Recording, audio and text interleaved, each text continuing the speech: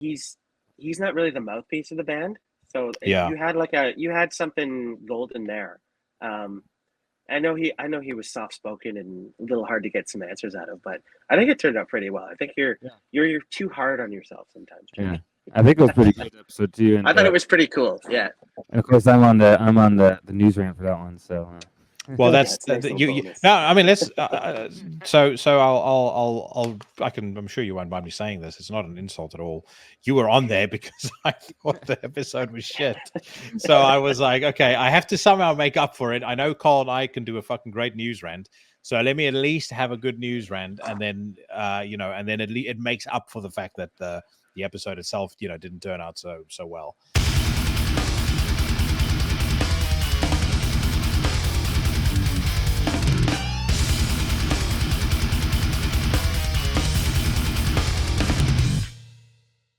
Greetings, Legion, and welcome to episode 209 of Into the Necrosphere. This week, I am continuing my celebration of the very best releases of 2023, and I am joined by none other than my fellow horseman, the Sinister Minister, Karl Hikara, as well as the Duke of Metal, Dave Berrardi. They counted down their top 10s, and I counted down my numbers 20 through 11. This is an absolute beast of an episode, one which I am confident you are all going to thoroughly enjoy. To get you warmed up for that, though, we're going to listen to a new track by a project called Shograath. Shograath also happens to feature the great Drugoth, who may or may not come up in conversation later on in this episode. But for now, though, sit back as I tickle your ears with Carving the Sigil in the Realm of Man.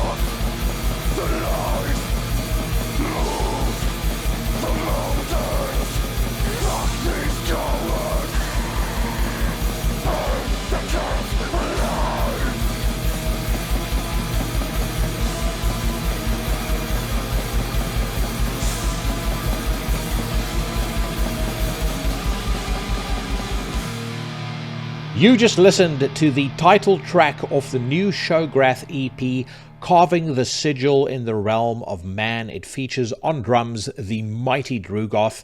Like I said, he may come up in conversation later on in this episode, but you definitely need to check out that Shograath EP. It's on Bandcamp right now. Absolutely sensational stuff, and I am really excited about what the future holds for that project. My friends, if you're new to the podcast, then make sure that you elbow drop the subscribe button on your platform of choice, whether that's Spotify, Amazon, Apple, YouTube, or wherever else you consume your podcasts on.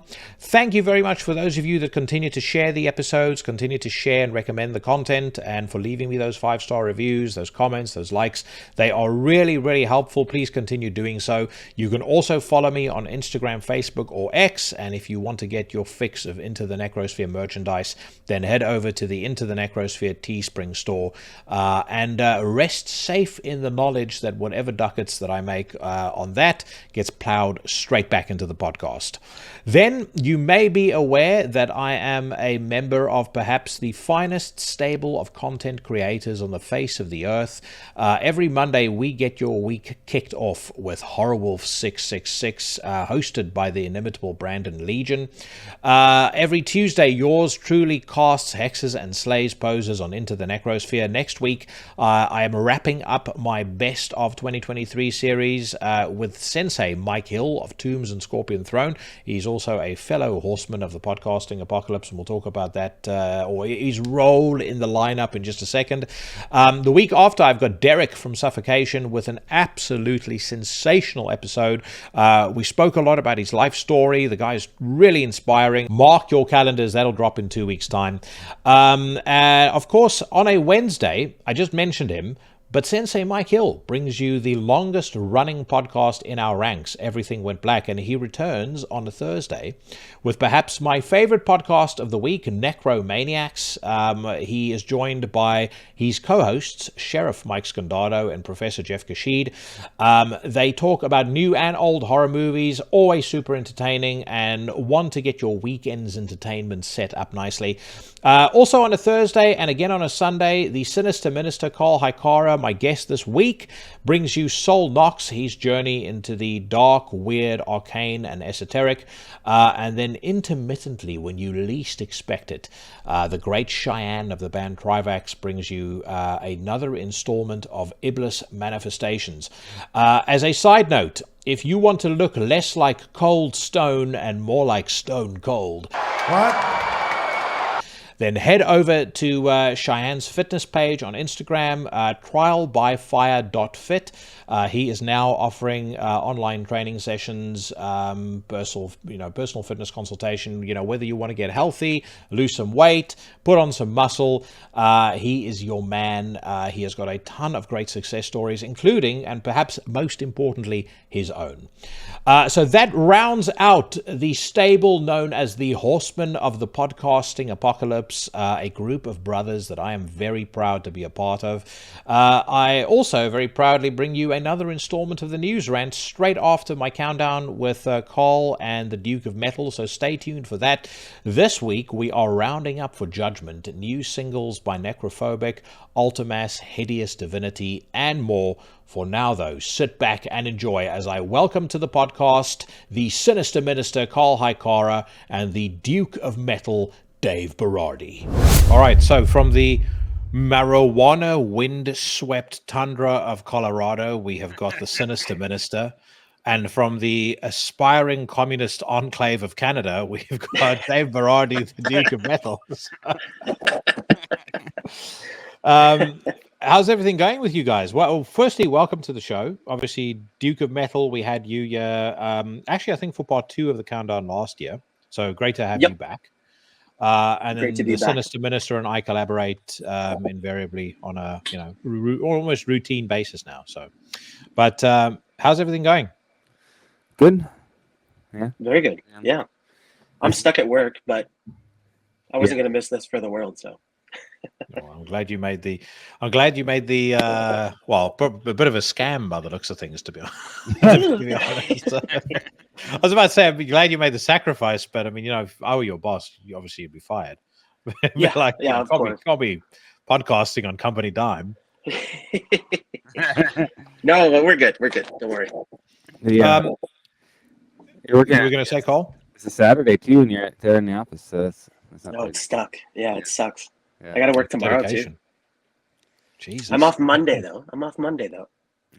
Is that just the way they've restructured the working week in Canada now that now that Fidel Castro's missing son has taken over? No, because I'm in loss prevention, so it's different all the time. I got to work the occasional full weekend and stuff like that. Just theft always theft never sleeps. So, right. Okay. Yeah. All right. Yeah. So I catch shoplifters left and right and send them to the dogs. You get to call cops on people, Yeah, I get to bust them, and then I call the cops, and the cops want to take them in, and if they have a history, especially, it's always good for me. So it's nice. It's nice being able to work with them and get the shitty people off the streets. The cops over in Canada say bad, and then on your way now.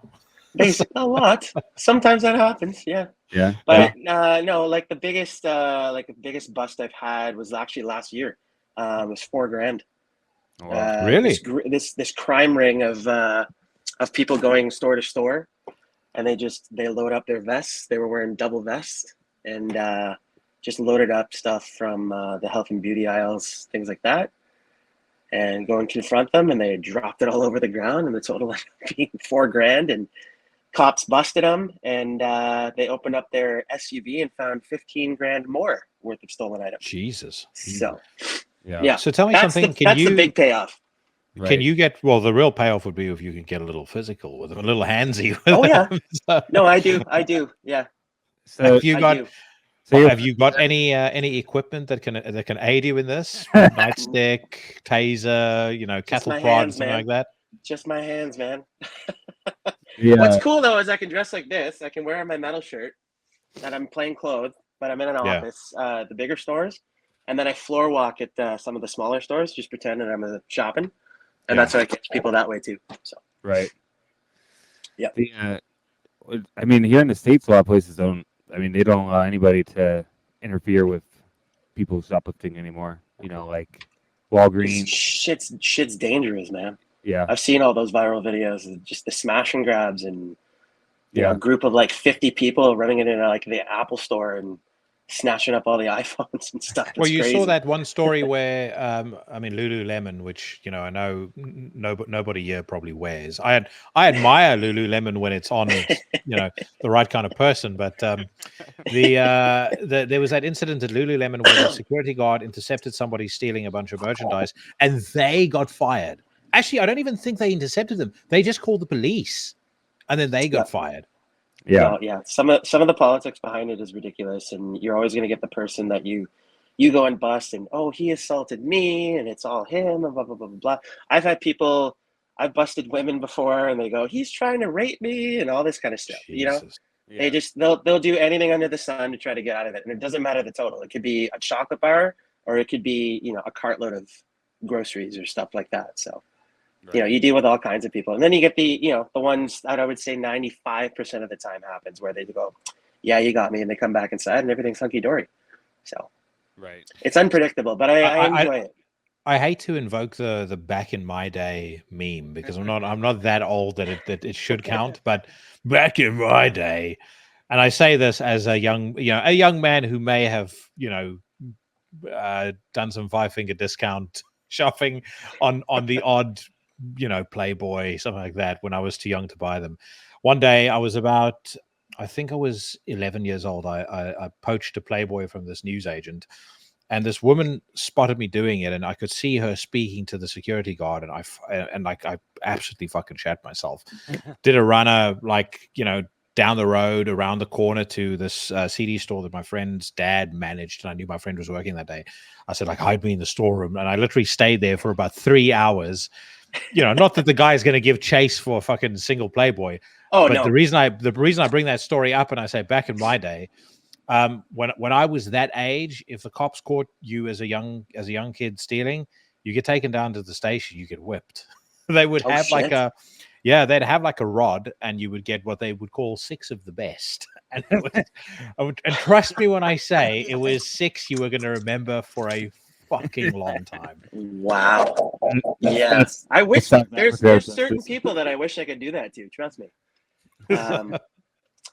But yeah, no, I can't go that far. But in the event that someone wants to put up a fight or anything like that, I'm able to defend myself and you get whatever. handsy. And I have to get handsy if need be, and yeah, people try to throw me under the bus in whatever way, but usually the cops understand that this is my job, so they usually go my word against the perpetrator's word, I guess you could say.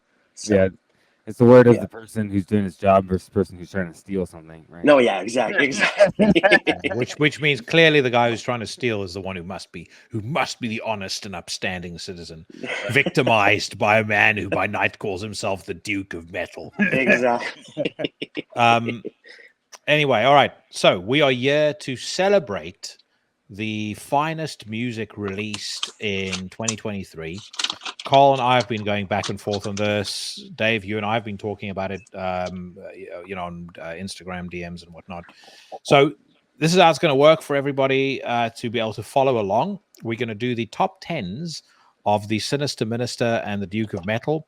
Then we're going to have a little musical interlude, and then we're going to count down my numbers 20 to 11.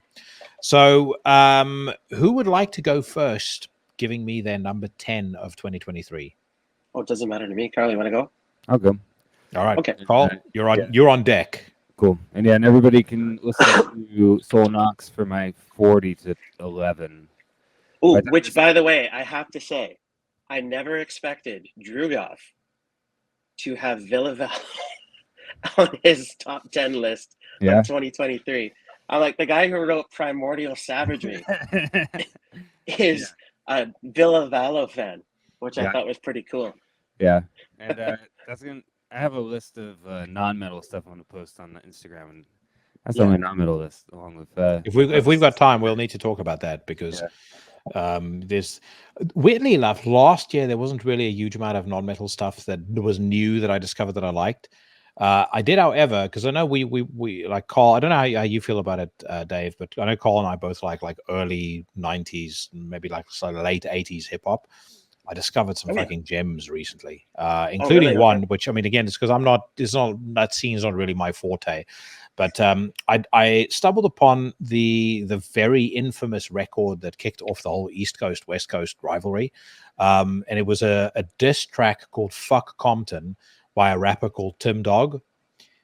It is a absolute masterpiece. It is some of the most unintentionally hilarious shit that I've ever heard in my entire life. But just really elite tier hip hop. Not the fucking swine swilling trash that gets released in that genre nowadays. But I'm just curious to hear some of the non-metal stuff. But anyway, I'll shut the fuck up. Let's get on to number 10. Yeah, I'll go over some my top 10. Later, just real fast. But yeah, so my number 10 metal album is going to be my brother Matt Prizo's band Sick, with of course Cast Below to Rise Above, which I've been I've had Matt on my podcast and collaborated with Art and a lot of stuff, and obviously he and I did even a whole episode on Soul Knox all about each track for this album, and I think for me, the whole album is like a journey that you kind of like listen to. I've listened to this album a lot. Like if we're gonna put in like albums I've listened to the most this year, I mean, which is kind of how my list was, the final like thing that helped me like get my list like down to what I needed to, is what I'd listened to the most. This is definitely one I've listened to a lot this year. For some reason, I just keep going back to it because the way the riffs are, the savagery of the music, the atmospheres, the fact that it's not too long, so it kind of ends and I kind of restart it, that's like we listen to it on a loop. So I don't know, I just think it's a fucking work of genius. So I'm Matt's like an incredibly talented artist in every way. So I'm definitely looking forward to what else he's coming up with Sick.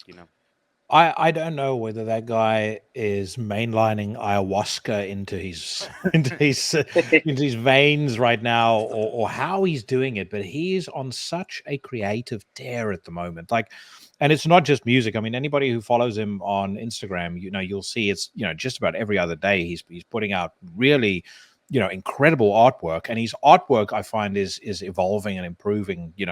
With practically every post that he makes. Yeah. Then he's got Spells of Torment, which is excellent, and the Spells of Torment record was really good.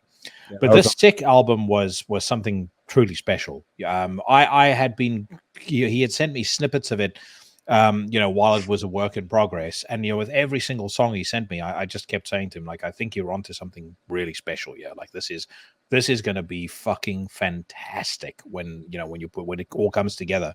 And the great thing about it is you've touched on it, Karl, but it's an album that has an incredibly almost cinematic flow to it. It feels like a very avant-garde, almost kind of Nicolas Cage's Mandy kind of experience, from a cinematic, from a flow perspective. It is, I completely agree with you. It's a work of genius.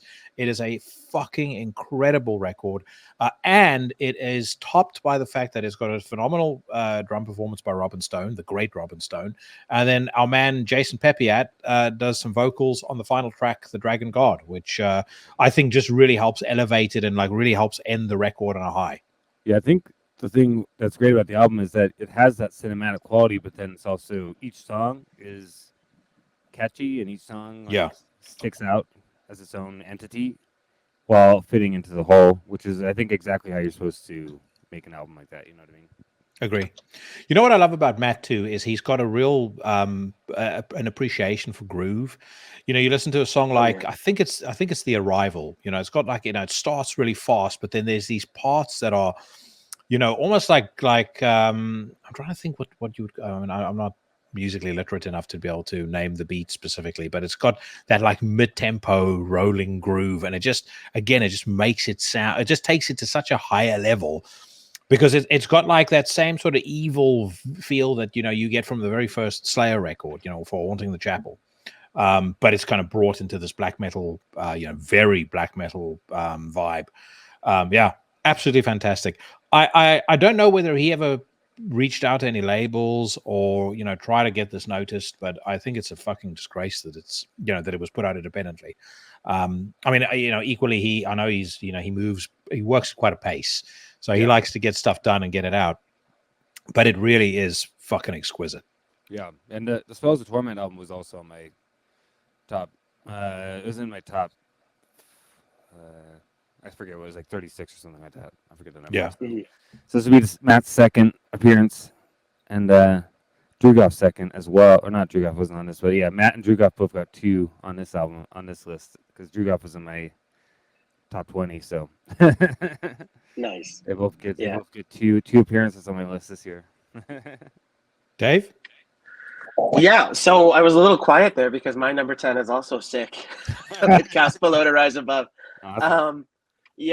I mean, you guys nailed it with everything that you said. Like, Matt is pretty prolific with how fast he works and just the quality of the music that he makes. I from like a personal standpoint, I would probably have like writer's block after putting something out like this. And then, I can't remember how long ago exactly it was. He put out that King of Kings track, and he's like, "Yeah, I had a day off, crank this one out." Yeah. And I'm like, well, dude, it fucking kicks ass, And then he did the Conspiracy X stuff, which I thought was great too. He's just like, it's like he doesn't stop. His creativity just keeps flowing, and it's pretty cool. And yeah, like you guys were saying, like this record, just as a flow, as a whole record in itself, is just it's pretty magnificent. It really is. I could see this being like a short film, even, or like a full-on movie, like with the storyline for it and everything.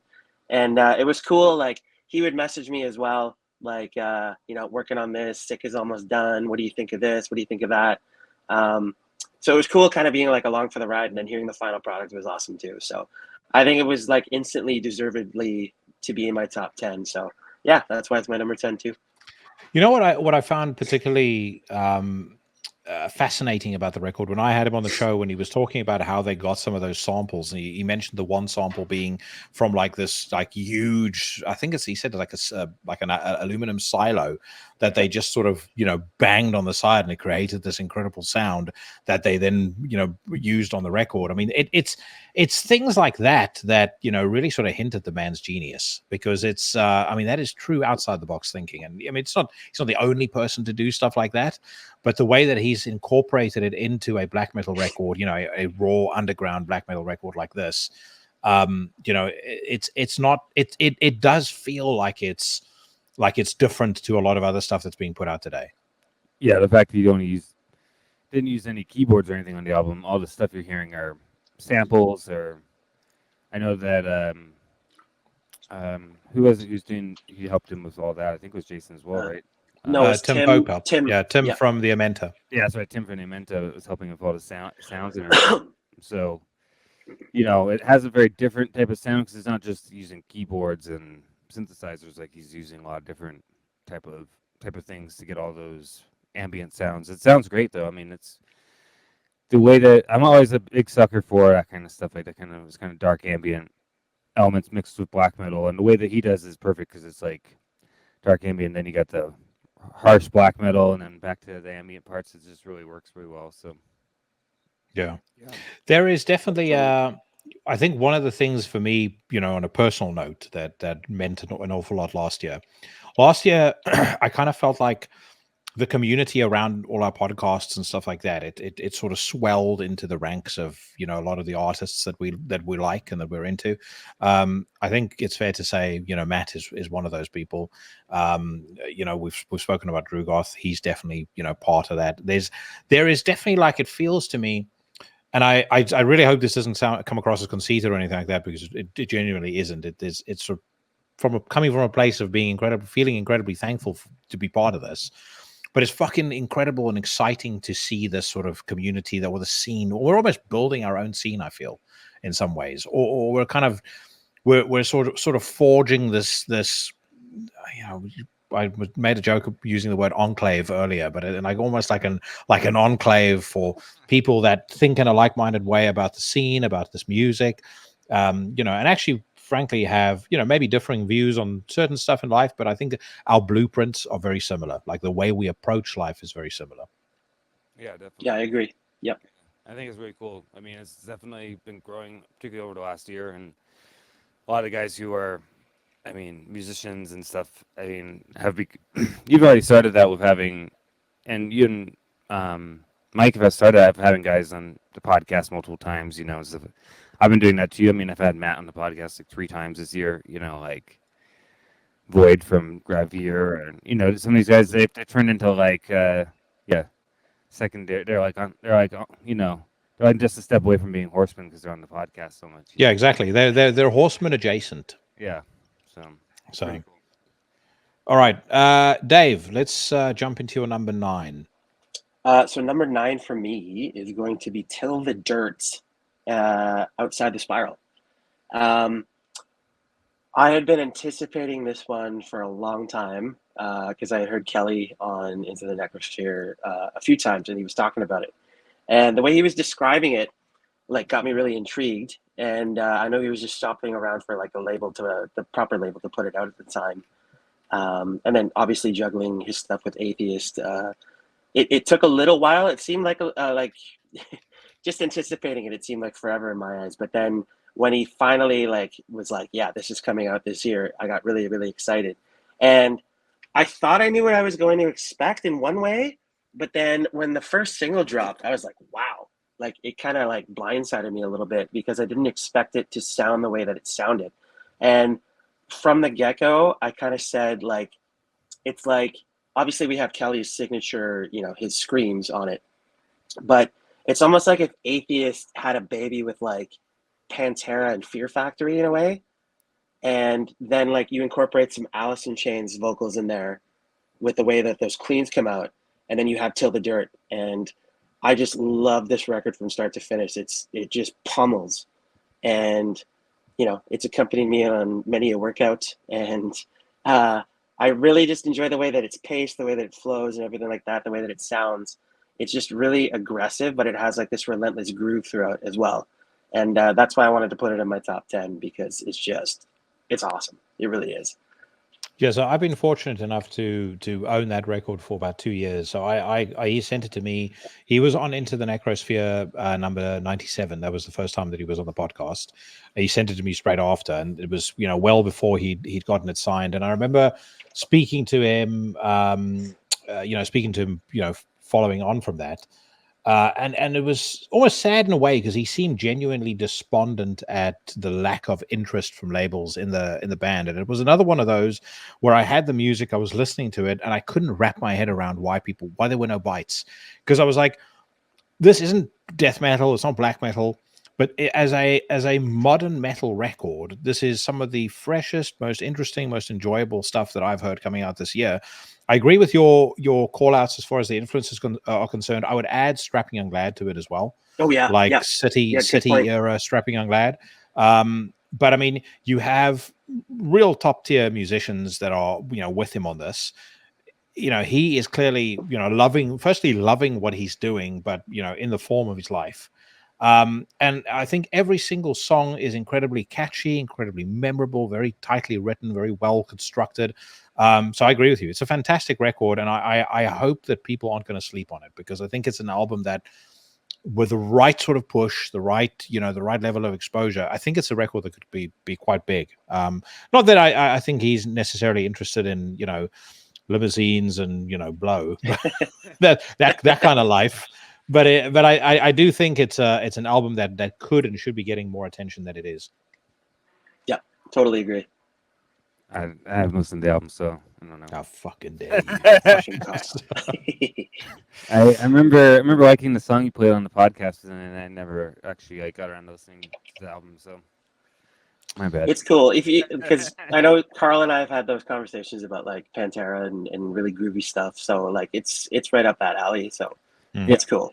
Yeah, and you're absolutely right with the Alice in Chains references. I mean, he's a big grunge fan, so you can tell really on the record because it comes out a lot. Like there's like a Stone Temple Pilots vibe or Alice in Chains vibe. All that stuff comes out, but wrapped in something that's really quite heavy and extreme.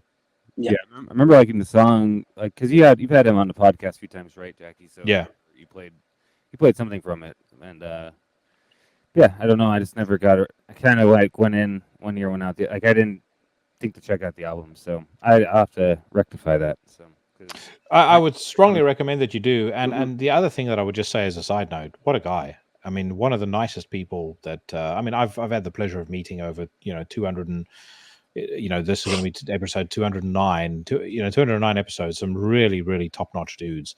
He's certainly well up there, including excluding present company. He's definitely one of the very best guys that you'll ever meet. So friendly, such a nice guy, so much fun to have a conversation with. He's I wish the guy all the success in the world. I think they're a year, if I'm not mistaken, with Cryptopsy in April. So I'm definitely going to try and make a not as Till the Dirt. He's coming here with Atheist, but I'm definitely going to make a point of going to see that. Yeah. Oh yeah, definitely get on that. All right, Sinister Minister, your number 9. My number 9 is going to be Sodality with Benediction, which this has beat out a bunch of other stuff in my top 10 to get into my top 10 because I've listened to this album a ton this year, and not on just that, but it's just for me, I'm a big fan of Unscapped and all this type of really the kind of catacombs, cathedral, Orthodox black metal stuff. And this album basically is a continuation of, all that kind of stuff. It's mid-paced, a lot of it. Very, very sinister and menacing, dark atmospheres. Just the kind of vibe that I really love. So I've listened to this album a lot, played on the radio show a lot. It's just been a staple of my entire year. And it had to be it was pretty much on the top 10 almost all year. Didn't end up getting knocked off at all. So ended up getting pushed back, but it didn't get knocked off. So yeah, it was for a period of time, definitely. So I spoke about it last week when Nathan was on, so I'm not going to expand on it again. But echoing what you say, it was number 24 on my list. it was number 24 just because of how fucking difficult it is to try and find a spot for everything on this list. And I changed everything around, the order of things, so many times. You know, my top 10 was kind of was easier to decide on, with the exception of numbers 1 and 2. But yeah, finding a spot for a record like this was hard, and I'm pretty confident if I go back and I listen to it now, I'm going to go, oh shit, maybe that should have been a top 10 or, you know, top 15 album. But you know, as far as, again, prime Polish black metal is concerned, Poland is a country that rarely disappoints, and you know, Sodality is a great example of exactly why that scene is thriving the way that it is. Oh yeah, and you got Mark of the Devil from Cults to Ghoul and all those kind of bands, and then you also have what's his name, the guy from Lucifer, you know, doing. So it's a really, really great collaboration. It's actually the second collaboration that they did, because they did a for anybody who likes Sodality, you should check out. They did a project called Death Like Mass. There's a track called Matka na Sabasi, which is like a 1 30-minute track or something like that. It's very similar in the Sodality, kind of similar to Sodality, maybe a little bit more Death Omega-ish in that project, but you know, so they've collaborated a few times, so you get the feeling that I do feel like this album is a lot better than the first one. I liked the first Sodality album, but I didn't listen to it last year, but that wouldn't have been in my top 10 necessarily. But this album feels like they took all the ideas from that first album and expanded it, wrote better songs, as well as a darker, more, you know, oppressive atmosphere. You know what I mean? Also, I have to say, the name Mark of the Devil, if that's your stage name, that's badass. That's one of the most brilliant fucking stage names I've ever heard in my life. All right, back over to you, Duke of Metal, unless there's anything that you wanted to add about Sodality. I did like that record. I just didn't make my list. I only listened to it just like a couple of times. But when I did listen to it, I really did enjoy it. So yeah, and I knew how much Karl loved it, so it's no surprise that it made his top 10 for sure. Yeah, I will say I'm not surprised either. Yeah. Okay, we are at your number 8, if I'm not mistaken. Yeah. Okay, what have we got? Okay, so number 8, and I got to preface this with saying how badass this record is. It's Trivax with Eloa Burns Out. Knowing like the journey that it took to have this record out, and I found out because Cheyenne talked about it in a little more detail with you and with Mike on his podcast, that this was already done and recorded like a couple of years ago, and that it's taken like he went down like a really rough road to like get it out. I really admire like his hard work and tenacity to just like get this out, and then like the final product does speak for itself. It's awesome from start to finish. There was a point in 2023 where I was like, you know what, Dave, you've let yourself go. You gotta stop fooling yourself, and you gotta hit the weights harder. You gotta fucking watch what you're eating better, because I definitely did let myself go, and I put a bunch of weight back on. And the first time that I really made a big change in my life, I kind of like picked a theme song to like motivate me through it all. And this time around, I ended up picking Alpha Predator to be my big motivation song. And that thing just kicks my ass. I would start it at the start of every workout. And that whole record was like really, really like important to me throughout 2023. So it was a no-brainer to put it in my top 10. And yeah, big kudos to Cheyenne and the guys for putting out such a monster record. I think the concerning thing for me, you know, when you talk about physical fitness is, as you know, physical fitness is a dog whistle of the far right. So it's been confirmed now. So I'm gonna let the Stasi over in Trudeau's house know about you. I'm not gonna say a huge amount about this record, not to give away anything about next week. I may have a few words about this album. What I am gonna say. And this is a recurring theme as we go, or it will be a recurring theme as we delve deeper into my list. There's a few folks on my list who I would happily refer to as friends, and very very proudly refer to as friends. I hope nobody ever thinks that those people are included on the list because I'm mates with them and I want to push their music. That's it couldn't be further from the truth. As a matter, actually, I would say, if anything, I'm much more of a harsh critic on their music, almost reflexively, because I don't want to include somebody just because I'm their friend, or I don't want to tell somebody they're making great music just because they're a friend of mine. So generally speaking, if I'm not a friend, if I don't like it, I'm not going to go and say to a friend, "Hey, your music fucking sucks," and then go on. I'll just be quiet about it. I would never do that with Drivax. First of all, I'm a massive, I really do. I'm a big fan of the band. That's why I initially reached out to Cheyenne. We just hit it off and just happened to become friends. But actually becoming friends with him and getting to know him, I mentioned this on my last news rant. What I think is so special about this album, and I'll kind of pause it there for, ahead of next week. Yeah. What I think is so special about this album is how much of his personality, the more you get to know him, the more you kind of see his personality shine on this record in a way that it never ever did with Sin. Sin is a good record in its own right, but it's nothing like this. I mean, it's a demo in comparison to this. This is really a record that I think, again, has the potential to establish them as a very, very big name in extreme music and black metal. I know there's some things in the offing. I know about it, but you probably wouldn't want me to say anything. There's some things in the offing, with a band that I think, could really elevate them in 2024. They have a fantastic story to tell. He's a real character. He's got incredible charisma, and he has a great personal tale to share with folks. And to your point, he's also a very inspirational cat, so he's somebody that people can look up to. And I think, again, would I say the scene is sorely in need of people like that? Maybe not sorely in need, but it does need more folks like that. So I am extremely pleased for his success, and I'm really happy to hear it that is on your list as well. Like I said, I shan't give away where on my list it is, but it's reasonably obvious it's in the top 10. Right. It was nice. It was on my list before I got it, so I forget what number it was, but I think it was like the first episode. I don't know. Okay. I could look. Let me see. It was number 29. So it was up in my top 30.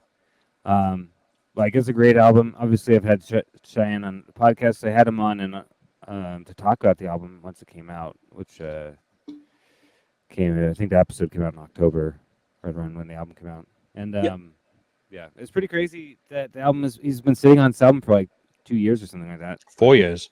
4 years, yeah. Waiting for the right time to put it out, because I was like. Well, it was a bit of a journey, because I know you reached out to a lot of different record labels, and I mean, I don't think there's any issues with me sharing in some of this.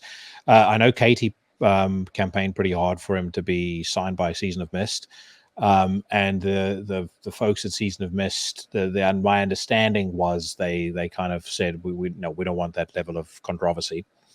And then there were a few other record labels that he had reached out to that were just quiet. Again, I personally think they're going to end up kicking themselves. I mean, if you think about it just from a business perspective, the guy is a fucking marketing dude, like a business-minded record label owner. He's a fucking dream. Because, like I said, he's a real character. He's in a band where the music is excellent. He has a very distinct artistic vision. His music stands out in a pretty crowded scene. There's just so much about this band that's marketable, and that you think about like bands that have ascended to a certain level in the scene, like Watain or Behemoth or something like that. I could easily see Drivax on a level with Watain or Behemoth. And I know that's a big shout, but I genuinely believe that. Yeah. I do too. Yeah. I've always said that. I always felt that the problem he was having was that people were, how people are. They're afraid to criticize Islam for whatever stupid reason. So it's like, they're. I think a lot of people were a little intimidated by a guy from Iran who has no problem criticizing the Iranian government. He says whatever he wants. Yeah. which is another thing that I just love about it. I can just, you listen to the record and you can just picture Cheyenne like in your face, just like, I don't give a fuck. This is what I'm going to say. and love me, hate me, I don't give a shit. Like, this is my music, and I love that. Luckily, Well, we found Colt Never Dies, so And Exactly. He's a man amongst men, and I'm very proud to be his friend. So, and I'm very, very happy to see him be so successful with this record. All right, Carl, we are up to your number 7. No, it's not my number 8. So sorry, your number 8. Yep. So my number 8 is Cloak with Black Flame Eternal. Again, I mean, obviously, they're kind of a Horseman adjacent band. Like we've all had Scott on our podcast. Yeah, all this stuff. But I think that this album is the album where they like leveled up, and I even talked to Scott about it when I had him on my podcast. Is like the other albums were good, I liked them, but this album just hit so much harder.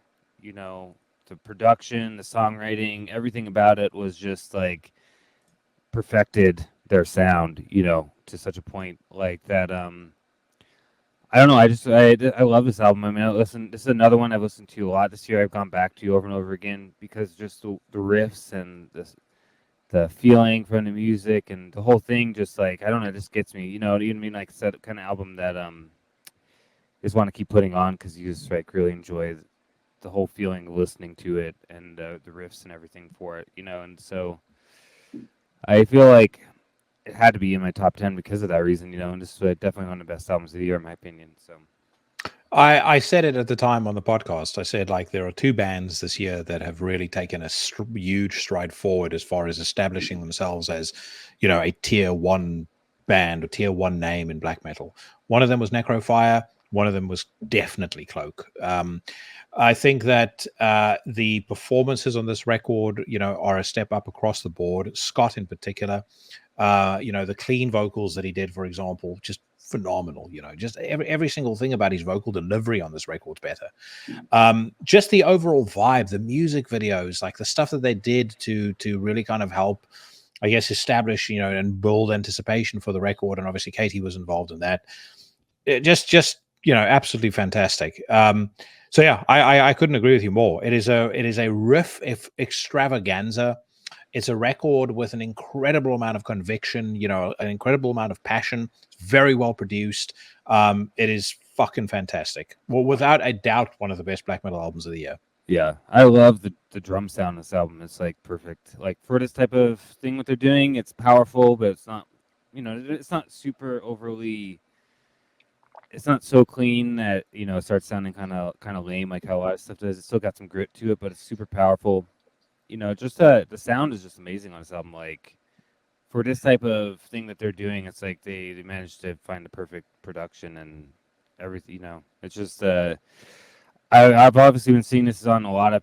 I've seen a lot of people's top 10s posting over the last 2 months, and there's a good reason why this album is seems to be widely acclaimed by a lot of people. I think it's definitely Cloak's next step up. I do think that they're going to be.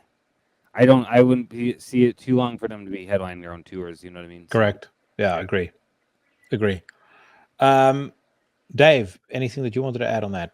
Oh, I do love the record. I should have spent more time with it because I'm regretting it because the times that I have listened to it, and even up to this day, it really is good. It's definitely stepped up, like, on all fronts for that band. And I think it speaks for itself in terms of its strength. And they're definitely, I'm seeing them getting more recognition as far as like tours go and stuff. I forget what was the tour they were just on. I think they're on. It was like Uada and Ghostbath or some shit. Yeah. Like getting like bills like that. I think it's just sky's the limit for those guys. Like and they work hard. And I think they're going to be on a tour here soon as well. Scott told me. I can't say anything about it, but okay. But I'm just gonna try to see them so I can hang out. So I would almost prefer them, climbing the ranks and being the next big thing over a band like Midnight, which I enjoy here and there. But I think Cloak definitely deserve it more. They just have I just like their sound better. Yeah. I think Cloak is, I don't know, they just put so much more work in their music than Midnight's just very simple. Yeah, it basically sounds like Venom worship. Where something like Cloak, they put so much work in their songwriting and their craft. You know what I mean? So yeah, exactly. yeah. All right, number 7, Duke of Metal. Number 7.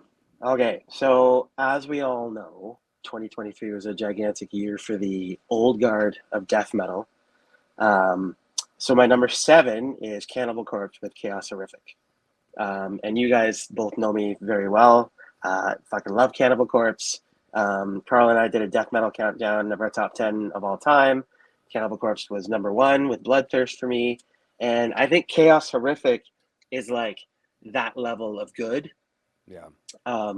As far as like, you know, comparing it to like Bloodthirst and the Wretched Spawn and stuff like that.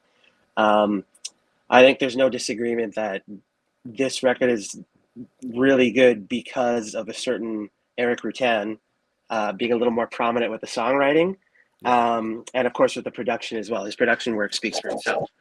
But this one, just like as soon as it starts, you're like, holy shit. Like I was just like, this is levels above Violence Unimagined.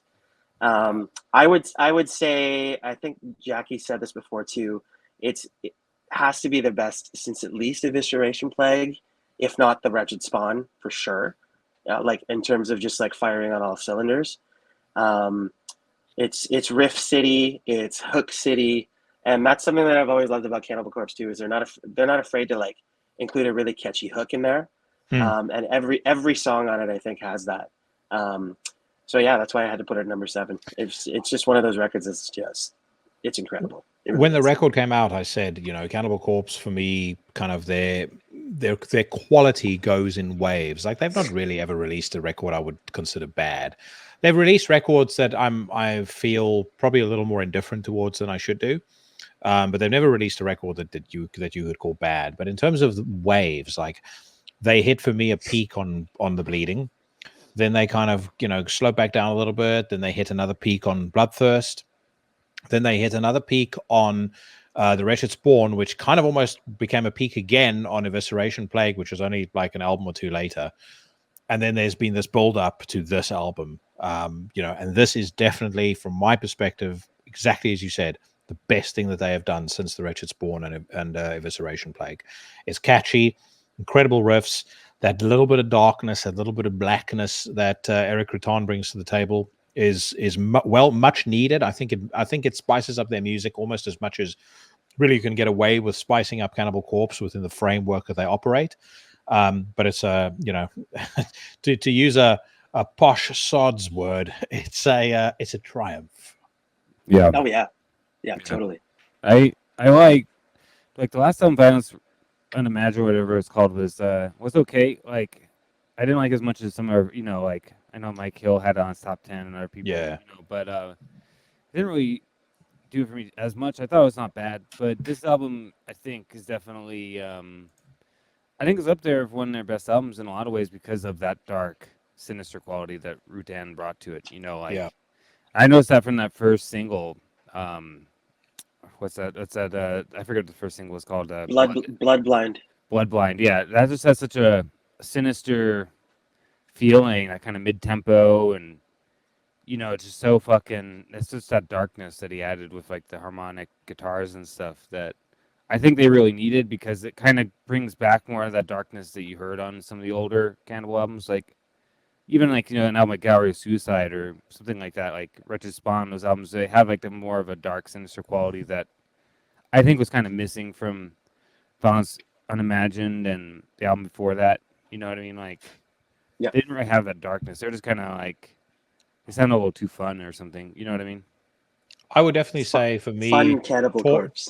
Torture and Red Before Black, and to a lesser degree, A Skeletal Domain, they sounded a little clinical to me. Like they were not bad records at all, but they sounded a little bit clinical. There wasn't something like, if I go back to the Wretched Spawn, the thing that makes that record stand out to me so much is on the title track, that, you know, they had these breaks on that record. On the title track, you've got a great example, that bit where it's like about the middle of the song, George is going, "It was made to kill," and then the drums are like, duh, duh, duh, duh, duh, duh, duh, duh. It's just like that record was littered full of it.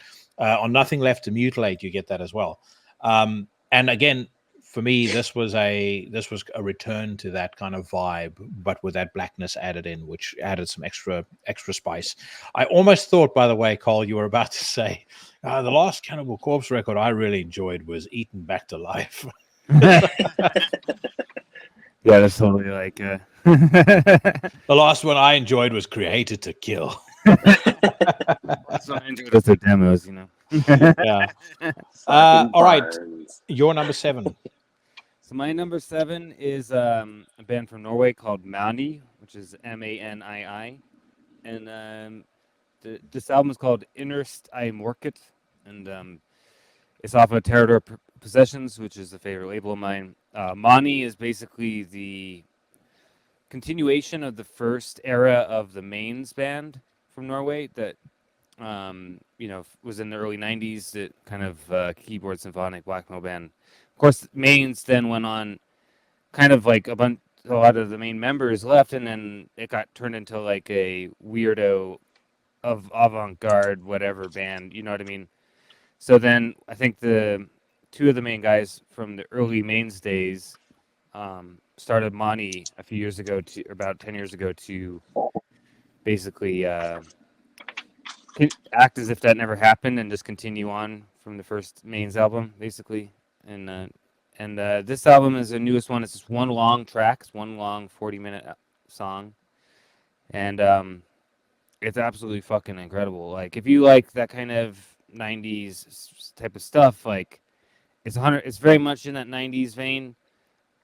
Brings back that 90s magic for real. But then at the same time, it's still not trying to just be like, some nostalgia trip. Like, it's got something still very modern about it at the same time, if you know what I mean. Like, it's not just 100%. It's got that 90s magic, but it's also got some new elements to it.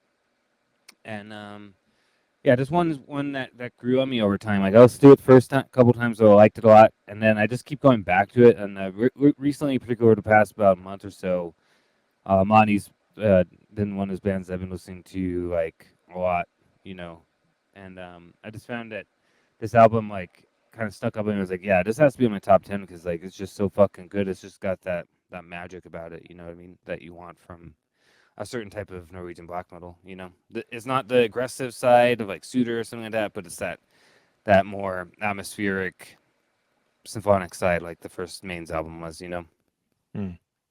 By the way, I noticed you've got a corpse painted cat there with you as well. Yeah. So we have. I think I've told this before on the podcast. One of the cats we rescued, the 6 kittens that she had, they all look like that.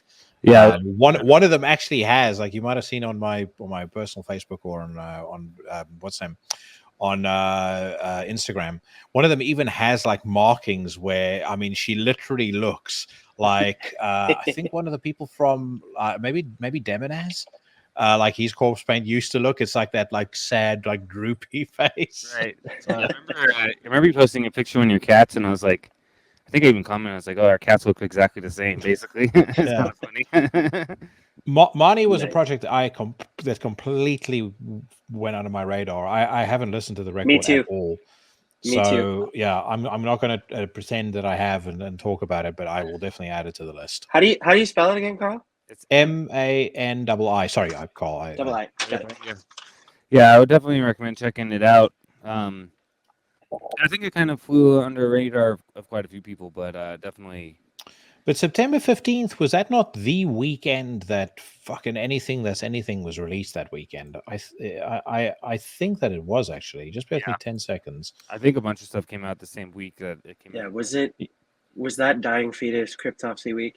No, that was September the 8th. That was the 8th. Okay, yeah. But there was a 2-week period in September where, I mean, fucking, you were just swamped in great new releases. So I know. I could barely keep up that week. I remember that. Yeah. Yeah. And that's also, that's the thing with this whole year. You mentioned earlier, Dave, that there was something that I can't remember what record it was that we were talking about that you'd missed. it's very hard to keep up with everything, which is part of why these conversations are so much fun, because that's how you pick up stuff that, flew under your radar, that you missed, because even if people are sending you text messages and stuff, I'm so fucking busy at the best times. When someone sends me a text and says, listen to this, I get to some stuff, but I don't get to everything. So that's why these lists are so much fun. Yeah. When I send something to you that I usually, if it's something that I know you're really gonna like, I try to accentuate that fact. Like, you really got to listen to this. Well, you and I have kind of got the right rhythm going from a time perspective, though, because you seem to be awake right around the time that I wake up. So I wake up at 5:10 every morning, and then I pour myself a coffee. I get back into bed and I check my messages, and I check the news and stuff like that. So normally we're talking around about then. And then, unfortunately, various other folks message me in the middle of the day, and I'm too busy with actual work, with slave labor during that time. So, all right, Dave, your number 6. Number 6. This one is another one that was really I ended up getting more of a personal attachment to it. So number 6 is Fuming Mouth with Last Day of Sun. I think I talked to both of you guys about this. 2023 was a roller coaster as far as my family and health went. Beginning of September, my wife was in the hospital for almost a week with a bad stomach infection. She's on the mend now. And then my father was diagnosed with salivary gland cancer, and then that ended up spreading into his lungs. And so he's currently battling stage 4 lung cancer. Shit. Yeah, so he's responded so far. Things have responded. He's been responding so well with his chemo treatments and stuff like that, and the doctor anticipates him keeping up and keeping well. He hasn't had any of the shitty side effects like vomiting or nausea and all that kind of stuff. So he's been really, really good. So we're staying in the positive. But Fuming Mouth, this record came out right at a time when I really needed something to kind of use as a vice to, get out of my own head and get out of my own, my worries, because, I was first it was my wife, now it's my dad. It was just I was a fucking mess for a while, mentally and personally. Cause, I'm trying to be, the strong husband for my wife. I'm trying to be, I'm the oldest son. So I'm trying to be the responsible, eldest son. And at the same time, I'm trying to be trying to level my own head out and trying to be don't worry, Dave. Things are going to be okay. Your dad's in good hands. Your wife's on the mend. Everything's good. So Last Day of Sun was my escape, so to speak, when it came to that stuff. And just knowing the story behind Mark, the frontman, what he went through personally with beating cancer and stuff like that, it kind of gave me a little more hope for my father. In that sense, even though I'm not the one with the cancer, I was using this as kind of my, motivator from afar to hopefully hoping that he can get through his own, personal, ailments and whatever was going on. And so far, everything has been really, really good. And I'm not going to say that, this record was this magical thing. And, he's been working really hard for it. But I do credit this record a lot with getting me through that tough time and getting me over a lot of worry personally, because I'm a guy that takes so much stuff to heart. I was kind of beating myself up a lot mentally, just trying to get through a bunch of the worry and stuff. So on a personal level, it really holds a special place in my heart. But on a, musically speaking, I think the record speaks for itself. It's angry. It's got all of the elements of hardcore, death metal, even a little bit of black metal in there at points too. And it just really makes it for a really powerful listening experience overall. You really understand and feel what Mark went through during his battle with cancer. And I haven't heard a record that gets that point across, gets feelings across like that in a really long time. So I think this one's going to be in my arsenal of listening for, ages and ages to come, because it had a really positive impact on me. Well, first of all, I'm really sorry to hear about your dad, and I'm glad to hear that at least things are progressing as positively as possible. I think Fuming Mouth is a great band, great record. I obviously, for anybody that follows the podcast religiously, which everyone who listens to this should, I had Fuming Mouth on episode 204. I had actually scheduled the conversation with Mark, and then when I jumped on, StreamYard, the whole entire band is there. I was a bit disappointed with that. Not in any, it's not the band's fault or anything like that, but I really was hoping to be able to speak to just him, because I felt like he, I understandably he wasn't going to open up quite as much, with all of his bros there. As potentially he may have done, had it just been one-on-one. So that was one where I felt after the episode, was a bit of a missed opportunity. The conversation came out fine, but it wasn't. It wasn't what I was hoping it was going to be. Like, if I think back to the Aaron Stainthorpe conversation that I had, way back, like episode 73. I mean, that was, real honest conversation. And I thought that came out much better. That's just a side note and a side observation. But yeah, I mean, as far as the record is concerned, I totally agree with you. It's a great mix of hardcore and death metal, some black metal thrown in. It's very catchy.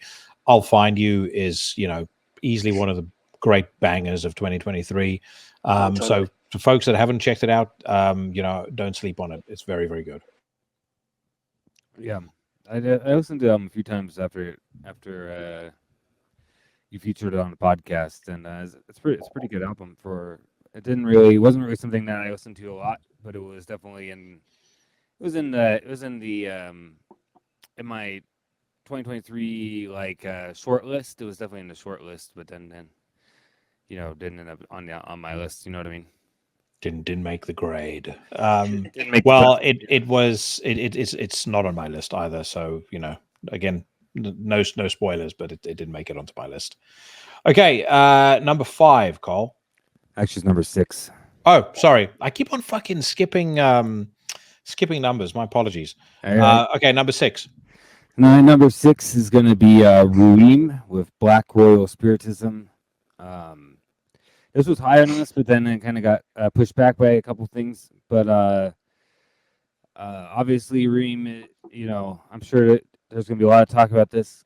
Cause I know some things, but the Reem album is a really great album from Blasphemer, obviously formerly Mayhem. It feels like his next step from Ordo Ad Chaos, in a way. I also feel like this is like the Mayhem album that he should have made in a way back in the day, like after Ordo Ad Chaos in a way. Like, this feels like a perfect next step from that. Yeah.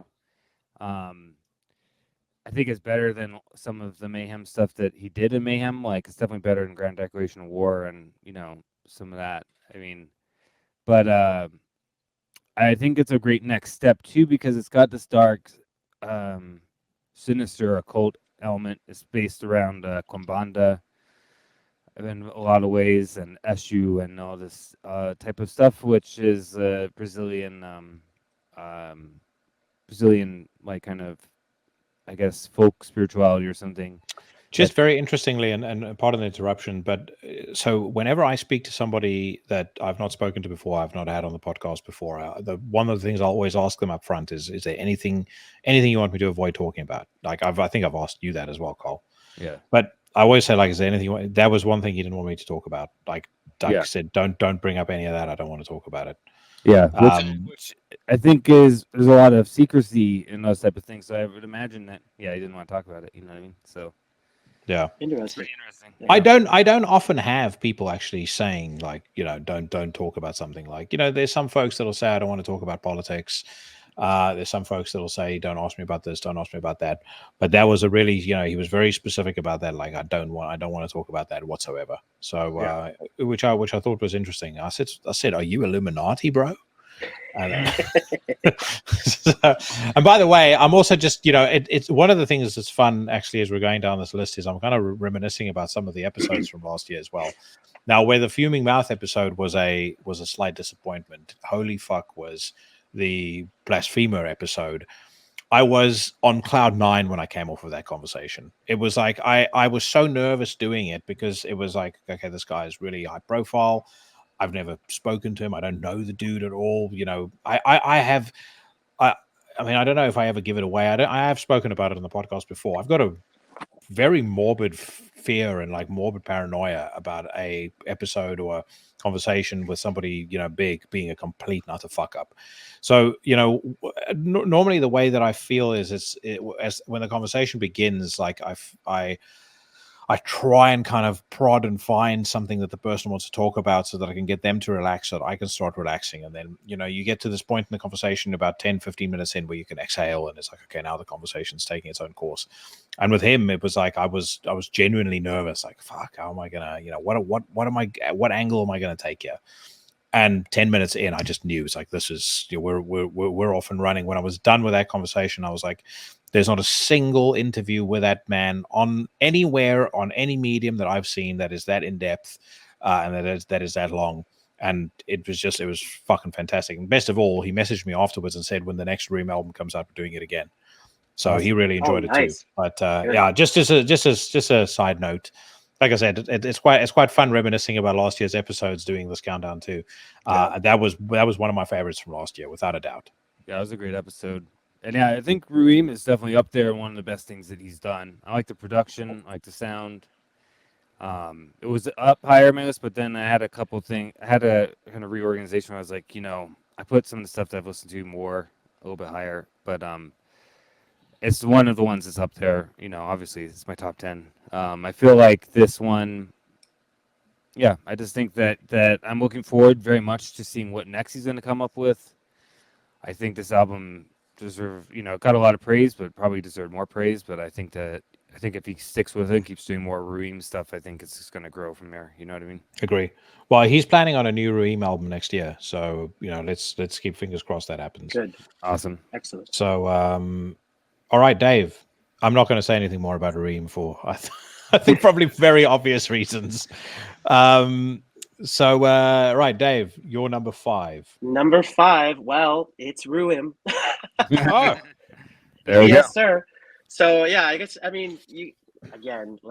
there's not much else to say that Karl already said. It's fantastic. His work speaks for itself. His songwriting speaks for itself. The intricacies on this album like really, really hit me like after the first listen. I was like, wow, like there's all these, to describe it as like, you know, there's these peaks and these valleys and there's these high points and these quieter points. Like everything sounds so meticulously like put together and it's so well done. I knew like after the first listen, I'm like, this is going to be in my top 10, top 5 for sure. And that staying power stayed with me throughout the entire time since its release. I'm an admirer of the band Blasphemer myself, just, you know, playing guitar, enjoying songwriting as a whole and stuff. I think his approach is it's some of the most unique, like not just in extreme metal, but like in metal itself. I don't think there's anybody else that's out there that's like him, that writes like him and riffs like him. It's cool that we've got him back to his black metal, you know, full on like this and Ruim. We've got a new Vltimas record coming this year too, which the first couple of singles sounds are kick-ass. very promising. Yeah, very promising. Yeah, exactly. I just love that we have like him on like, you know, like two different, like not horribly different, but like different paths to get out all of his creativity, because I think his creativity needs to be shared with fans like us. So that's why Ruim is my number 5. It was never going to lead my top 10 for sure. No, yeah. It's the only thing that I would say, in addition, before we get to Karl's number 5, is he has a way of creating an emotional and, you know, quite spiritual connection, I think, with his music for me personally. Auto Arkea was one of those records, particularly Eliminate, which he and I spoke about, you know, and he kind of shared that thing that the final, you know, music that he ever wrote for Mayhem was that final sequence on Eliminate. And then he had this really like great connection back to that song on Black Royal Spiritism. it's just, to me, when I heard the album for the first time, it's one of those rare moments where you've listened to something extraordinarily special. Like if I, there's a couple of albums that I can highlight in black metal that are like that for me. Like Ad Majorem, Sathanas Gloriam was like that. Romans 5:12 was like that. Ceremony of Opposites was like that. I was a young blood, but when I heard that album for the first time, I was like, fuck it, this is something totally, on a different level to what I was used to. Anthems of the Welkin at Dusk. This was something where there's great records, and then there's albums that you hear and you go, I have heard something. I've gone through an extraordinary experience here. So yeah, loved it. Absolutely fucking loved it. Right, number 5, Karl. All right, so my number 5 is Suitor with Hellveger, and the Suitor are one of my favorite black metal bands. Period. I listen. They're probably one of the bands I listen to the most particularly over the past 5-6 years. They've gone from being a band that I really love, listen to a lot, to a band that is like a staple that I go back to all the time. And I've been looking forward to this album for a while. I mean, it's been in the works for years now. It's been a while since our last album, and definitely very stoked for it to come out. When it came out and you first started getting like the first singles, like Gods of Black Blood and stuff, I was like, yeah, this is like really good. And the album definitely didn't disappoint. I mean, from start to finish, it's a fucking riff city. There's a lot of great riffs. I like that the production is not like too clean. There's still some grit to it. It's still pretty raw in a way, but it sounds clear. Like it's very good, perfect production for this kind of Norwegian black metal. And yeah, just from beginning to end, it's just like one banger after another. So I don't know. I just feel like this might be up there. It's not as good necessarily as Desert Northern Hell, but it's up there. This might be my second favorite Suitor album of their whole career. So I think that they, it's great to see these guys like they're fucking, they were always one of those bands that was like the lodestar kind of like of in the early 2000s of along with like Gorgoroth and Urghal and stuff, of bands that were still making black metal in Norway, like after like a bunch of bands decided to put on like Matrix coats and play some laser tag. But so you had all these bands you had a few bands that were like, keeping the flame alive, and they still are. Even now with I feel like there's a lot of great Norwegian black metal now, but they're still keeping it true. You know what I mean? Yeah. I like this album, but not quite as much as you. I don't think it wasn't on my top 30, but I did like it very much. I'm a big fan of Desert Northern Hell. Obviously, people can check out episode 176. I've got an interview there with Dragluin. One I very nearly didn't run, but I felt too bad telling Katie I was gonna put it on, and then I asked a few of you. I think I might have asked you, Dave, like, should I do it? And you said no, put it out. Weirdly enough, fucking people loved it. It was one of my highest rated episodes of the year. I think it's because he's not really the mouthpiece of the band. So yeah, you had something golden there. I know he was soft spoken and a little hard to get some answers out of, but I think it turned out pretty well. I think you're too hard on yourself sometimes, Jimmy. Yeah, I think it was pretty good episode 2. And I thought it was pretty cool. Yeah. And of course, I'm on the news rant for that one. So. Well, that's nice. No. I mean, let's. So I'm sure you won't mind me saying this. It's not an insult at all. You were on there because I thought the episode was shit. So I was like, okay, I have to somehow make up for it. I know Karl and I can do a fucking great news rant. So let me at least have a good news rant, and then and then at least it makes up for the fact that the episode itself, didn't turn out so well. But I'm glad people liked it, and I do like the record. I thought he was a very nice guy as well. I mean, don't get me wrong, but just to your point, Dave, he's quite softly spoken. Clearly, I mean, English is not his first language, so I felt with that conversation that I had to nudge the conversation forward all the time, which I find to be exhausting. Right. All right, Dave, your number 4. Oh, just to touch on Suitor. It is in my top 25. To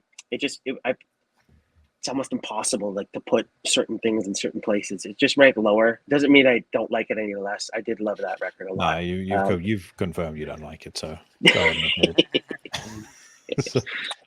and Studer's probably actually like my favorite black metal band, and Karl and I have geeked out about them a bunch, especially with that new video. That Gods of Black Blood video is just that is fucking prime evil and grimness. But yeah, okay, so number 4 should come as no surprise. You guys both know how much I love these singles.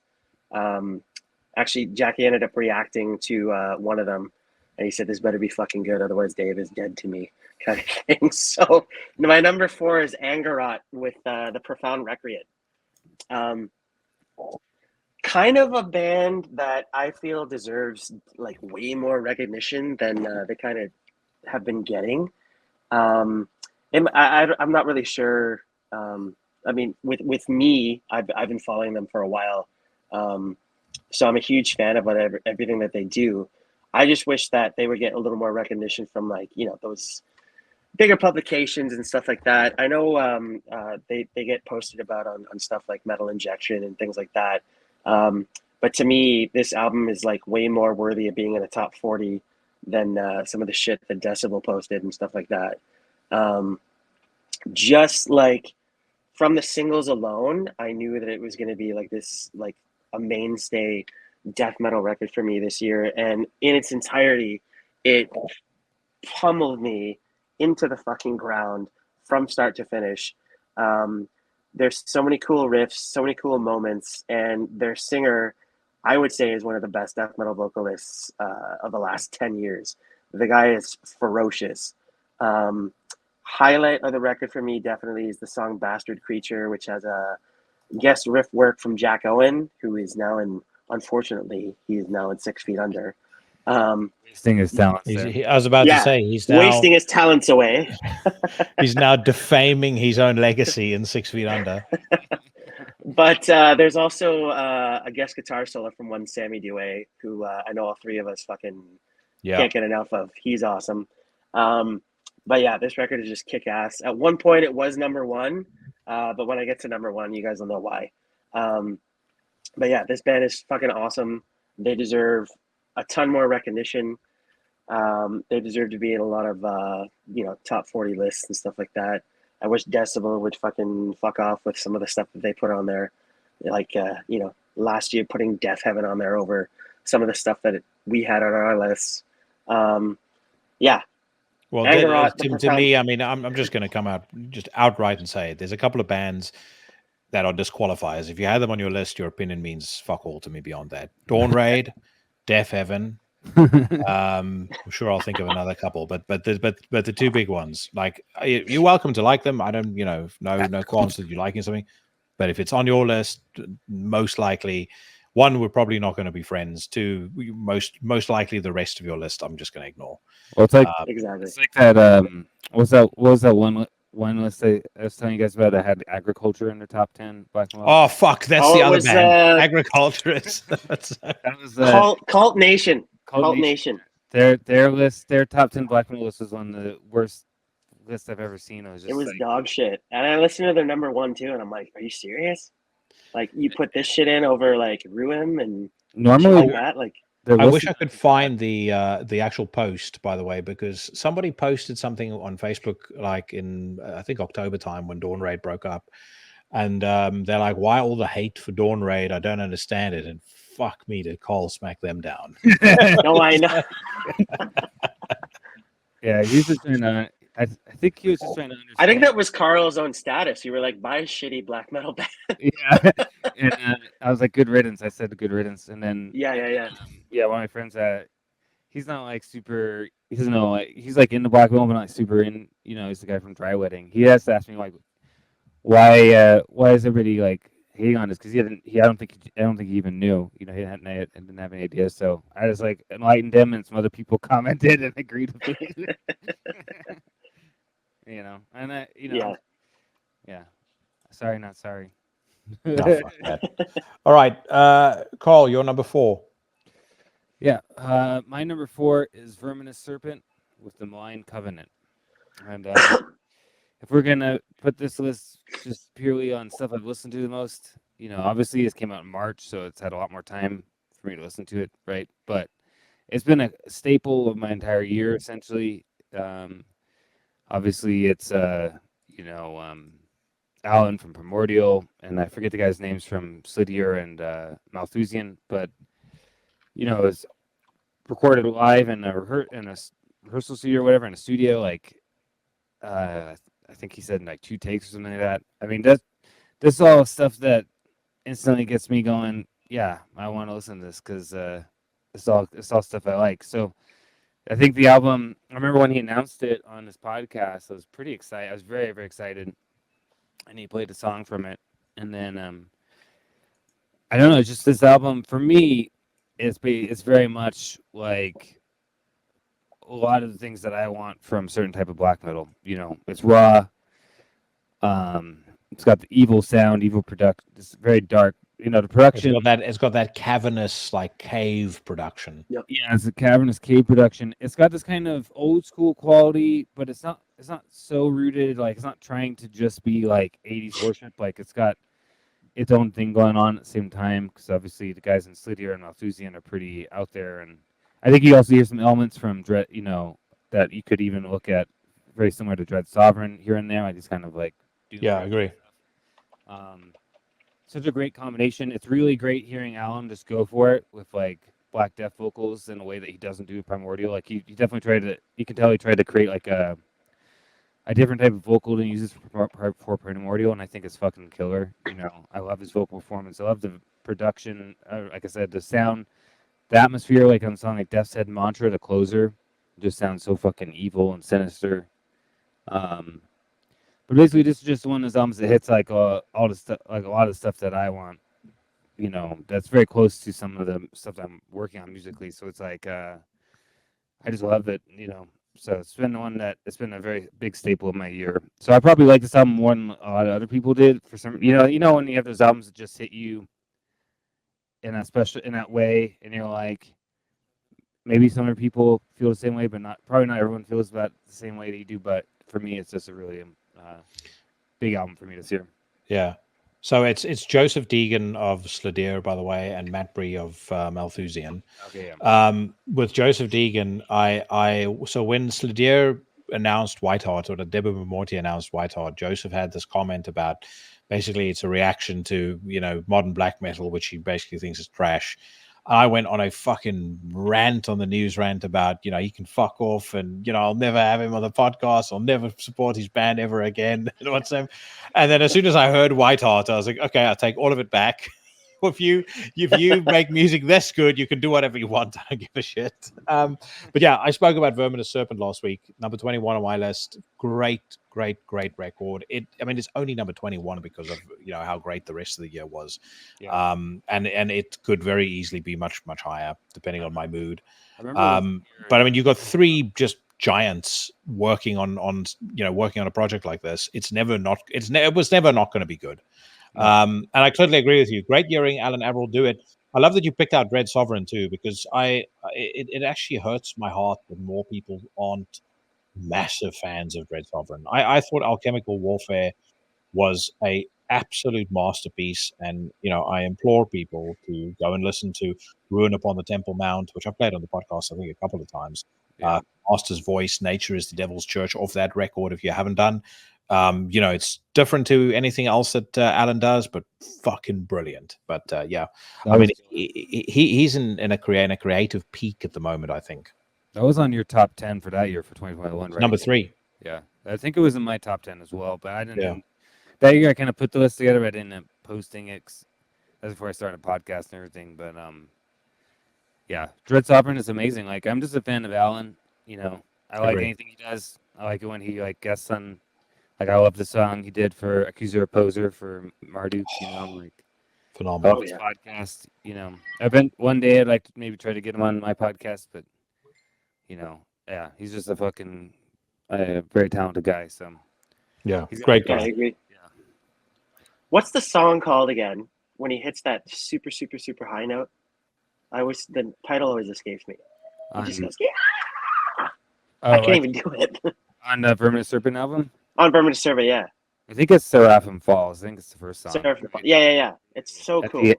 At the end, he kind of does some like Merciful Fate-ish vocals. Yeah. Yeah, exactly. Yeah. I love that part. It's so good. That's a highlight for me. All right, Berrardi, number 3. I was just gonna say really quick because we ended up getting sidetracked. Did you guys get a chance to listen to Anger Rat at all? Yeah. I did listen to it. I liked it very much. For whatever reason, I didn't go back to it enough. And I think had I done, it may be higher. It may have been on my list. It's not on my list. But again, it's 2023. I used the analogy quite a lot over the course of last year. It's heavy traffic. There's a lot of records that probably in a couple of years' time, all of us are going to discover and go, fuck, how did I not include that on my list? Or, why wasn't I a bigger fan of this when it came out? But it's because there's so much stuff. This year looks like it's going to be even worse. If I think about all of the stuff already that's been confirmed that's coming out, and stuff that has already come. I mean, the first couple of weeks, we're still in January at the time of that we're recording this. There's already like 5-6 fucking excellent records that have been put out. Resin Tomb, Andraka. I'm trying to think what else. That Isaiah record that Matt turned us on to. I mean, there's fucking top notch shit that's come out, and we're not even through the first month of the year yet. The new Kryn, it's kind of like an album / EP. I don't know if you guys listened to that. Like I did, yeah. That's fucking really good. That was really killer. Very, very good. Yeah. New Abhoria came out yesterday. Oh yes. I should have remembered that. So good. Also fucking excellent. I remember. I'm like, wait a minute, I know that name because it had been ages since I had listened to them. I'm like, what the fuck, I know that name. Oh yeah, I know they were on Into the Necrosphere. I really liked their last album, so this new one was it's right up my alley so far. Yeah, and Trevor is a very nice guy as well. I'm gonna have to get him back on the show again at some point. As far as Anger, I did listen to it a few times. It kind of the same with Jackie. Like it's in like it'd be in my honorable mentions like list when I post that. I needed to listen to it more for to hit the list, but I think that I thought it was really good. I sent it to friends, like I sent it to Nas, and he loved it. So nice. Cool. I know a lot of people. It was a really good album. I just didn't really get back to it enough. You know what I mean? So. Oh yeah, for sure. Yeah, I was just curious because I think, like I said, like a band like that deserves way more recognition than fucking some of the bullshit that we have to sit through sometimes. Yeah. So, by the way, I'm going to just say this: I haven't seen your top 10. I know Cole, so but I haven't seen yours yet. But I've got a very, very strong suspicion as to who your number one is. I shan't say anything, but I just did you see my post? I posted my first half already. So for anybody that hasn't seen it on the page, you can give me a follow, Razor Eater Metal. I posted my first half of my part 1 of 2, because I know he's going to count down with you guys, my top 10. Cattle Decapitation is not in the top 10. It was lower on the list. Not that I didn't love it. Yeah, mine, Cattle Decapitation for me was number 23. And I love the record, and it was in top 10 at one point, but things get knocked around, and like we were saying, and we're going to keep reiterating it, 2023 was a fucking barn burner of a year. But yeah, I think I have an inkling that you would know what number 1 is going to be. Yeah, I've got a hunch, but we'll see. Okay, number 3. Okay, number 3. I'm proud to call a couple of these guys buddies of mine now. They reached out to me to see if I could do a review. We'll send you then, and he said, I'll send you an advance copy if you could post a review, and obviously favorable review if we're going to send it to you in advance. Which is it was one of the goals of my page when I first started it, to maybe have bands starting to ask me to review their stuff, especially a well-established band like this one. So my number 3 is Werewolves with My Enemies Look and Sound Like Me. I thought that was going to be your number 1. Oh shit! Okay, yeah. All right, I put my hands up. I was wrong. All right. When I get to number 1, you'll laugh. You'll be like, oh shit, yeah, no surprise. But yeah, My Enemies Look and Sound Like Me. It's it's in the cavalcade of everything that Werewolves does.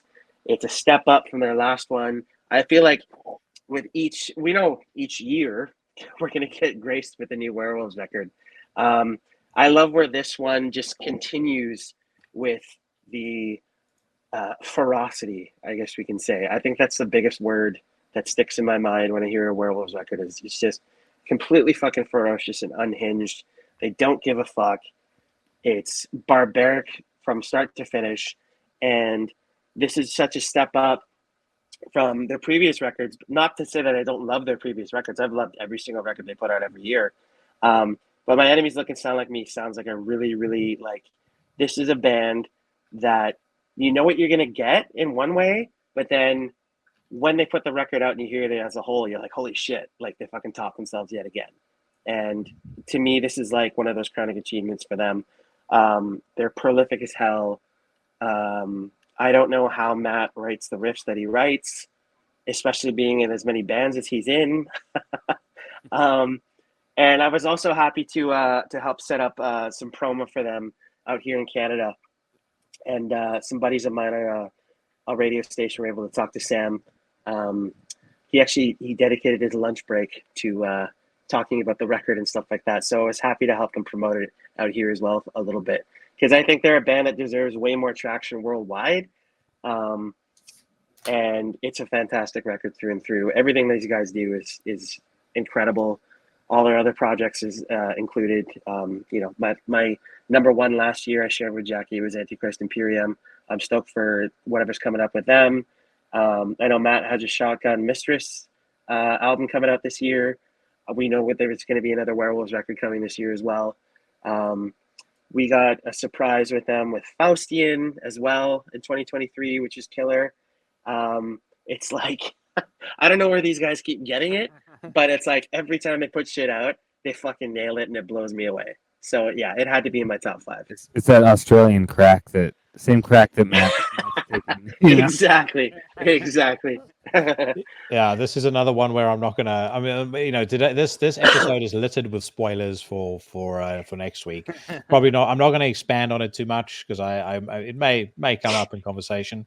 What I will say is, for purposes of this conversation, 3 of the very best dudes that I've ever met, in doing anything with music, because I knew Matt, before I started doing the podcast. If people haven't seen it yet, make sure you check out my face-to-face that I did with Matt, which I think was 180 something.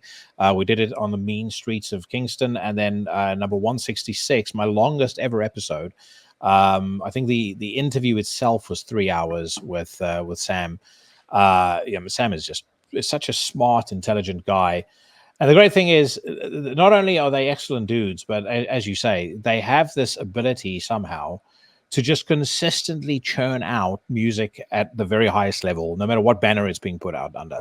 Faustian, incredible. Werewolves, fucking incredible. I mean, this was just another step on from the cave to the grave. It's littered with incredible songs. Neanderhal, Destroyer of Worlds, I Hate Therefore I Am. I mean, there's not a single weak moment at all on the record. They are, in my opinion, the very best death metal band operating on the planet today. Which I know is a big shout, especially in the face of my second favorite death metal band operating today, Dying Fetus. They are the best of the best, in my opinion. Absolutely fucking fantastic. Exactly how I like death metal to sound. That hint of black metal, loads of groove, loads of attitude, a vocalist who genuinely understands rhythm and using your voice as a hook.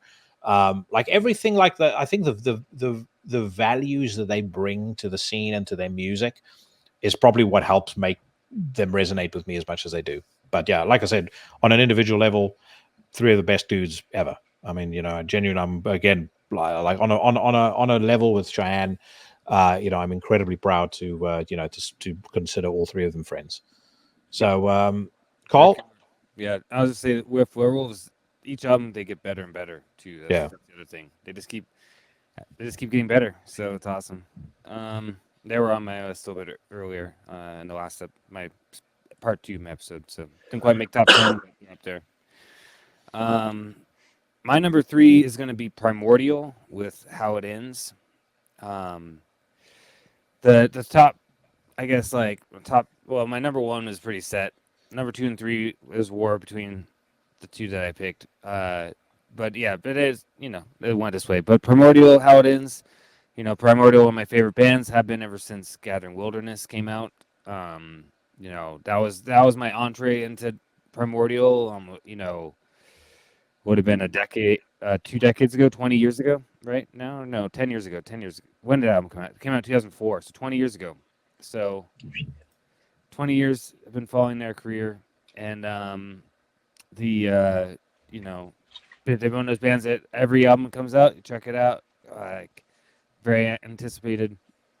It was no different with how it ends because I think it's been quite a bit since the last album. The last album came out, I think, in 2018. 2018. So, yeah, so it's been 6 years almost, and that's probably because of COVID and everything.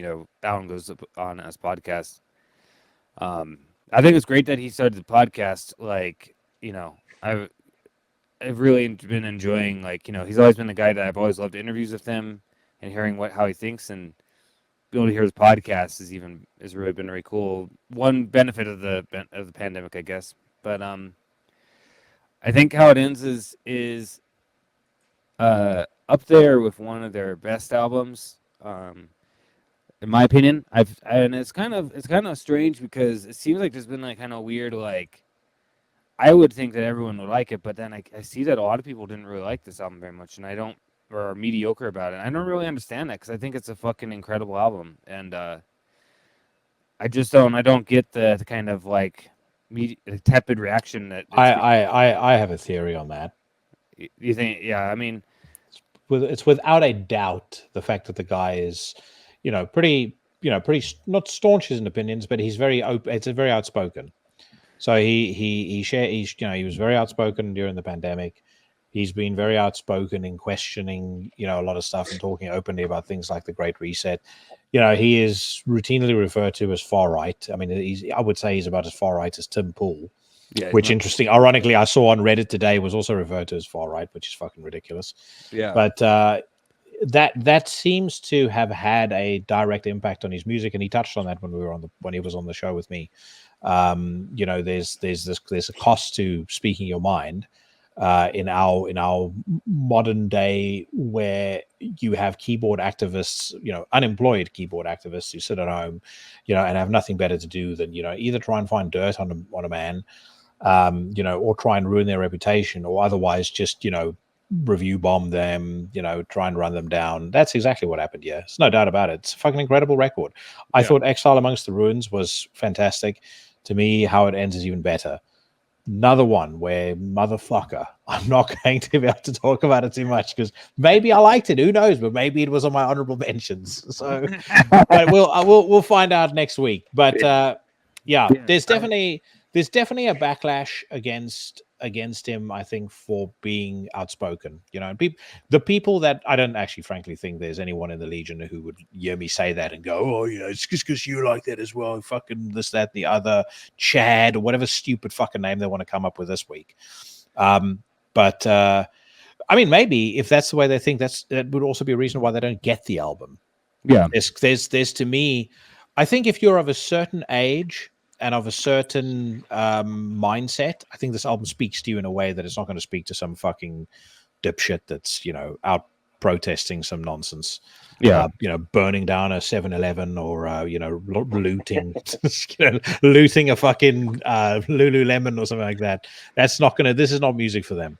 Yeah, I think that anybody who's been a long time Primordial fan, like I have been, or other people, will love this album. I do think it's no disappointment at all. Ignore all the stupid people trying to run it down, because I do agree with you. I do think that, I mean, I haven't read the reviews and like my archive stuff, but I'm going to guess that a lot of them are pretty just going in on probably dumb stuff, or I wouldn't be surprised.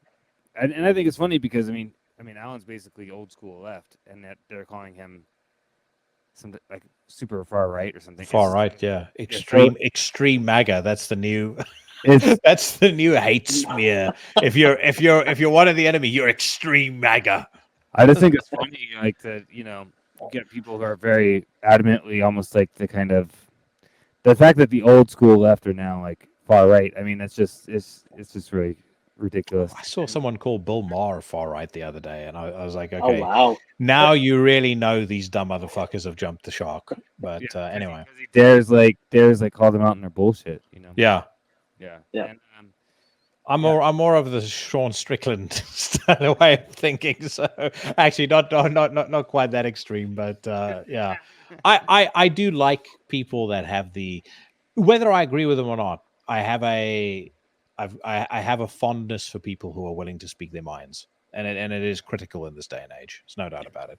I think I admire somebody who speaks their mind and isn't afraid. Like Alan standing up for free speech. I mean, I'm 100% with him on all those things. All those ideas, free speech. Like I pretty much everything he talks about. I'm like, I'm down with. I think those things are important, and I think that the album probably ties into some of the stuff. I know that he talked about it dealing with topics like like countries like in revolution, rebellion against like colonialism and tyranny and stuff like this. Like he was talking about like Irish history, and there's all these elements that are in there. And you even got a return to Call to Cernunnos, which almost seems like maybe like a nod to like their very their very earliest stuff, because he doesn't usually include like Irish folklore in the stuff ever since maybe the first album, you know what I mean, maybe the first two. So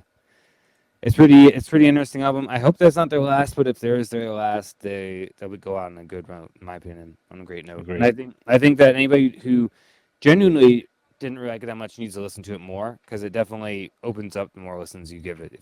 I loved it the first time, but the more I've listened to it, the more I think that it's even better and better. You know what I mean? Yeah, I agree with you on that as well. Yeah, me too. All right, Duke of Metal, we're up to your number 2. Number 2 is one of there was a few albums that came out in 2023 all over the musical spectrum called Memento Mori. I don't know if you guys actually realize that. So number 2 is Marduk with Memento Mori. We had like Depeche Mode, Memento Mori, Marduk, Memento Mori. There was a few other ones too. But yeah, I mean, this should come as no surprise. This is one of the best things that Marduk has ever done. It was a nice return to form. We've all said it. It pummels Victoria out of the fucking water. Riffs and Mortus's voice.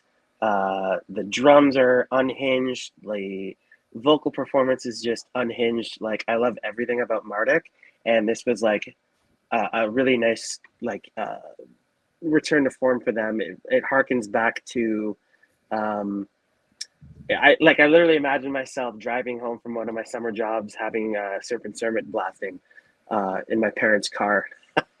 And this one was just like that. Like anytime I was listening to it, it deserves maximum volume increase. I just love everything about it, like from front to back. If I had to pick like a favorite song, it would probably be Year of the Maggot, because that song is just it's incredible. But yeah, in particular, the riffing, especially on a bunch of the songs, it's like next level. I think they really stepped up their game with it, and I hope that they keep this going with releases to come. Yeah. The thing that's amazing about Marduk with this record is they have been around for 34 years. Morgan is 50. They're at that place where they they could go one of either, one of two ways, right? They could become a nostalgia band, a legacy band that trades off of, former glories. And, they get into that rhythm where when they release a record, you can, set your clock to it that there's going to be one or two really good songs and the rest is going to be passable. And there was almost that risk it was going to happen with Victoria. Like when Victoria came out, it really, in my view, only had one truly tremendously good song, and that was the last track, Silent Night. Everything else was tepid. And then they bring out this record, and then I say to you, wait until next week for the rest of my opinion on this one as well. So I too will remain silent for a little bit longer. So yeah. All right, your number 2, Karl. So my number 2 is Demoncy with Black Star Gnosis. Nice. Anybody who's seen my top black metal list will know that Join the Darkness from Demoncy is my top 10 black metal albums of all time, and has been since I was 8. I think I was 17 or 18 when I first heard that album. So it's very formative. I've always felt like Demon Seed never was able to fully, in the past, like with their last couple albums, they weren't fully able to, I guess maximize on that album, like in the sense of following it up, like their albums that they came out after are good, but this album is a long time in coming. I had heard from some people, from friends like Nas who had heard it before, about how good it was, so I was already pretty pumped before it came out to hear it. And for me, this is basically like the Joined in Darkness with actual drums. You know, it's amazing atmosphere. The thing about Demon Seed I always love is it's very primitive in a way, but it has a sinister, very methodical type of feeling that just feels like you're being sucked into some like hell world or something. I don't know. Like it's got this like really dark vibe that just really kind of like pummels you into it. You know what I mean? And so through the kind of minimalism, which is my shit. You know, I'm a big fan of anything like that. So this album basically is just like one of those like perfect albums of terms of the atmosphere, everything. And Demon Seed is also one of the only bands where the vocals are a little bit raspier, like higher pitched raspier, that I actually give a pass because I like his vocals for it. Lesser band wouldn't be able to get away with them because, you know what I mean, I'm more into like generally a bit more deeper vocals, but I think the way he does the vocals work really well for what Demon Seed are doing, you know.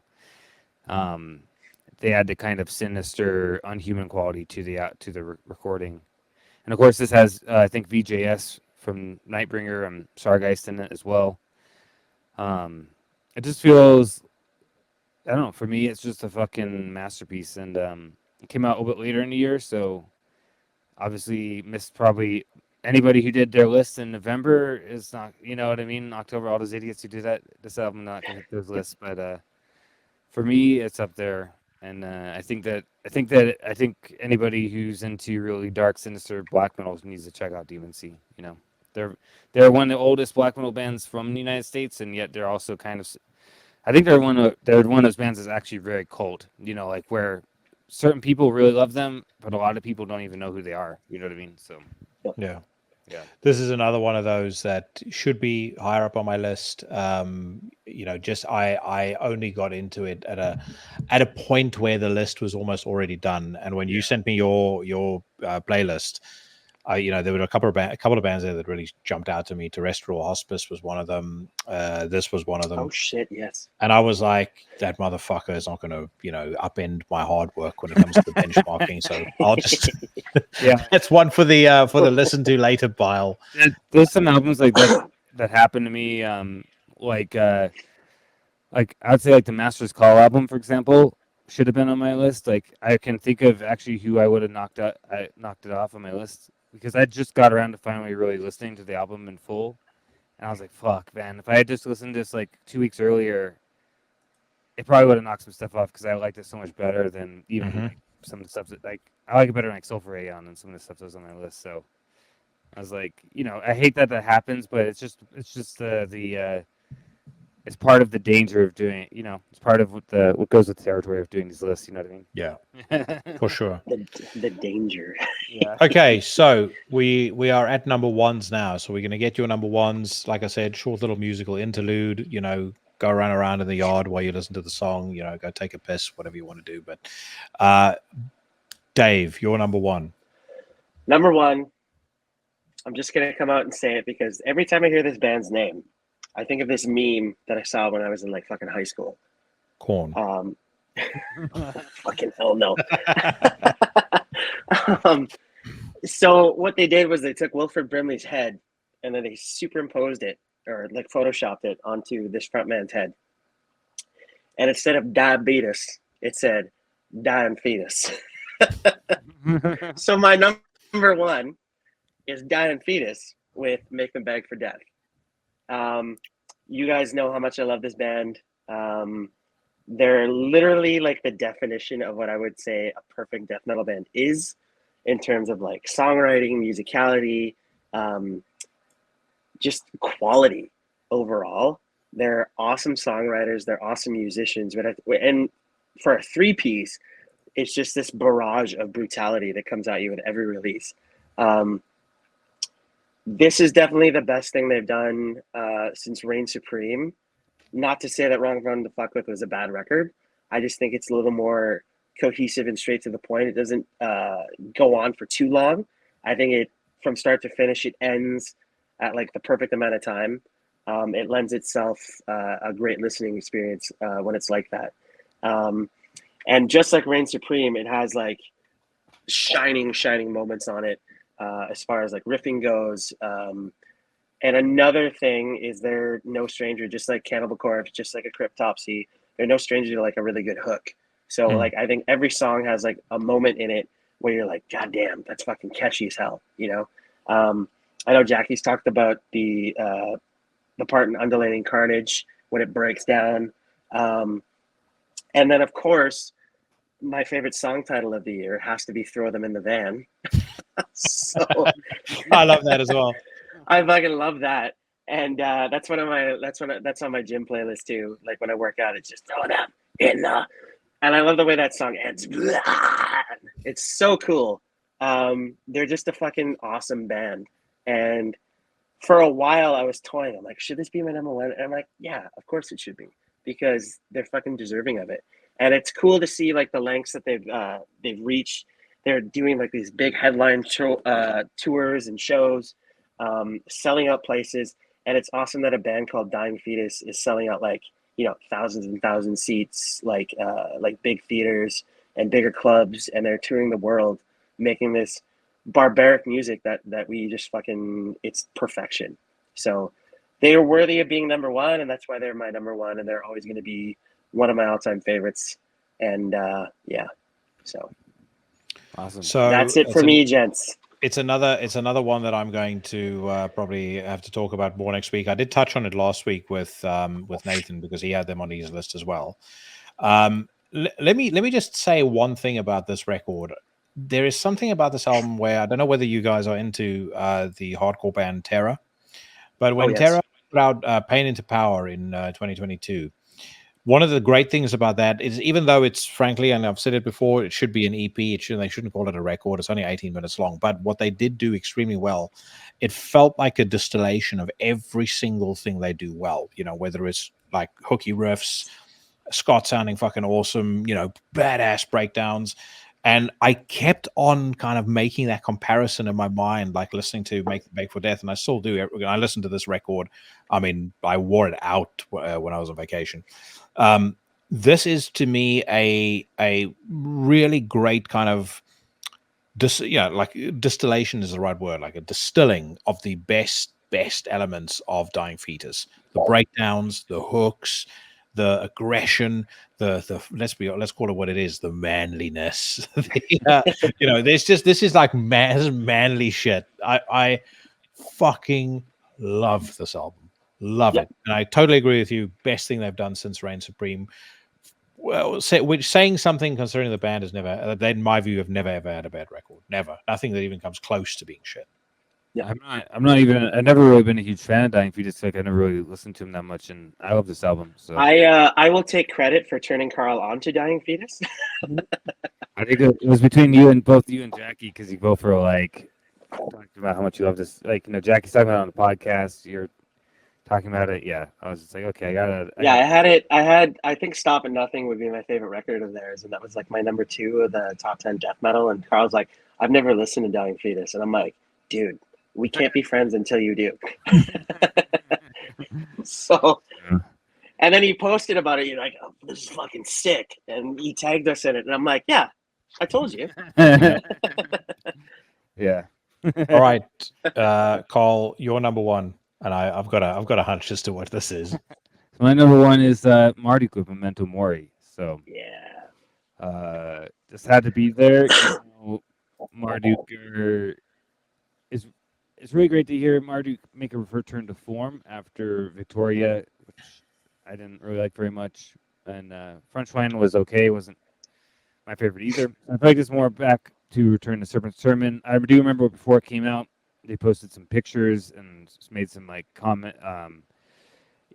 It looked like they were basically kind of referencing back to ROM 512, and I was like, oh, I was like, okay, cool. Yeah, I mean, the album's called Memento Mori. They're referencing ROM 512. It's obviously supposed to be kind of like a companion piece to that album in a way, And it is. One thing about this album is that it's very similar to the previous Funeral Mist album, which actually shouldn't be as a surprise because if you get the CD booklet, which I did, you'll find that Ariok / Mortus wrote every single song in the album. So.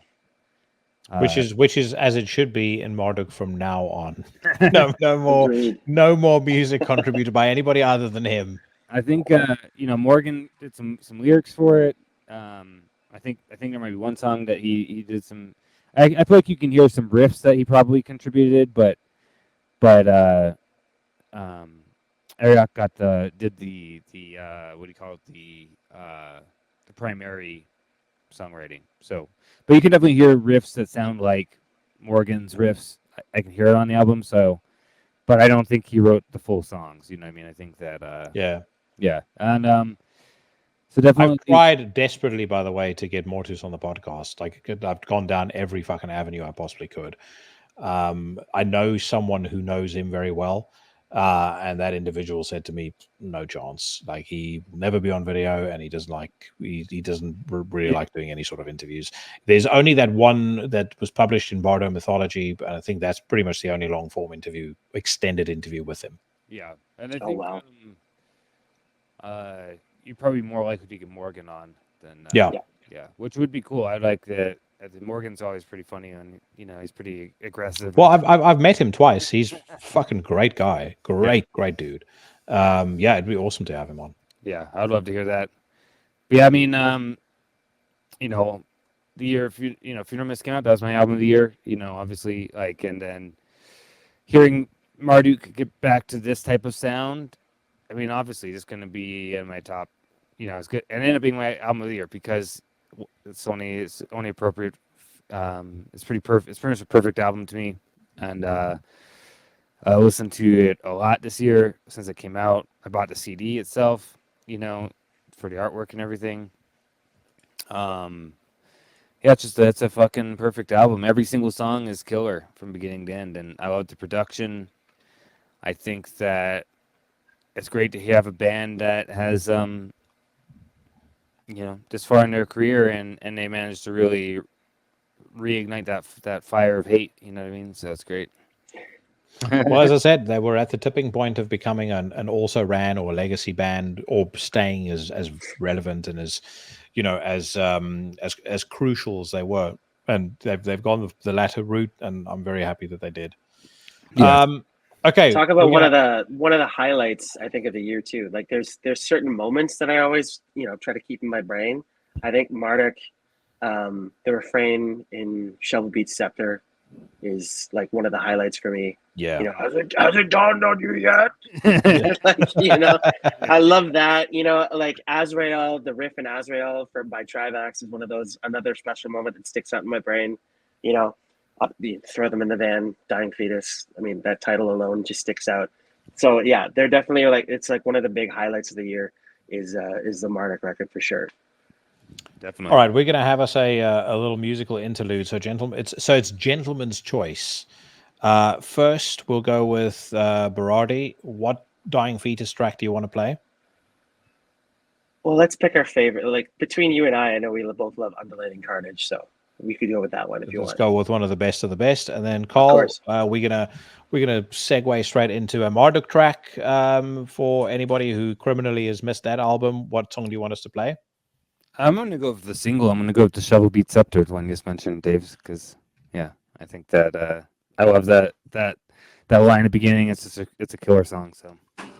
All right, let's do it. So sit back, enjoy, and we will be back straight after this with my numbers 20 to 11.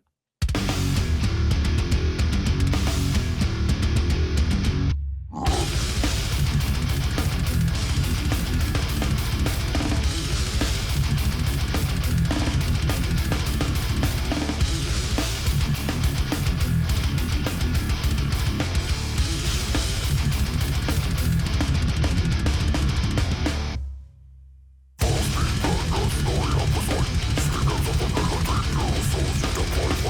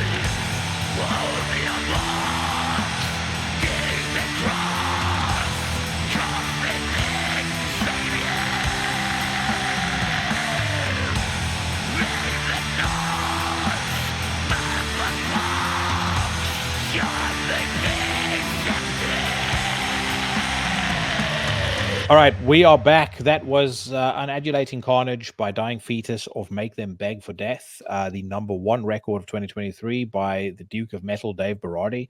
And then we had Shovel Beat Scepter by Marduk off of Memento Mori. That was the pick by the Sinister Minister himself, Karl Hikara. And a very worthy #1 pick. Both records, like I said, may potentially be discussed next week. However, this week we're discussing my numbers 20 to 11, and we're going to start with number 20, Blut aus Nord, Disharmonium Nahab.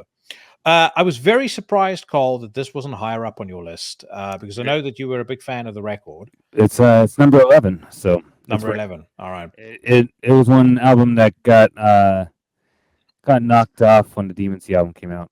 Yeah. So, yeah. Well, I mean, there's not a huge amount to say about this that folks basically probably don't already know. This is the second in the Disharmonium series.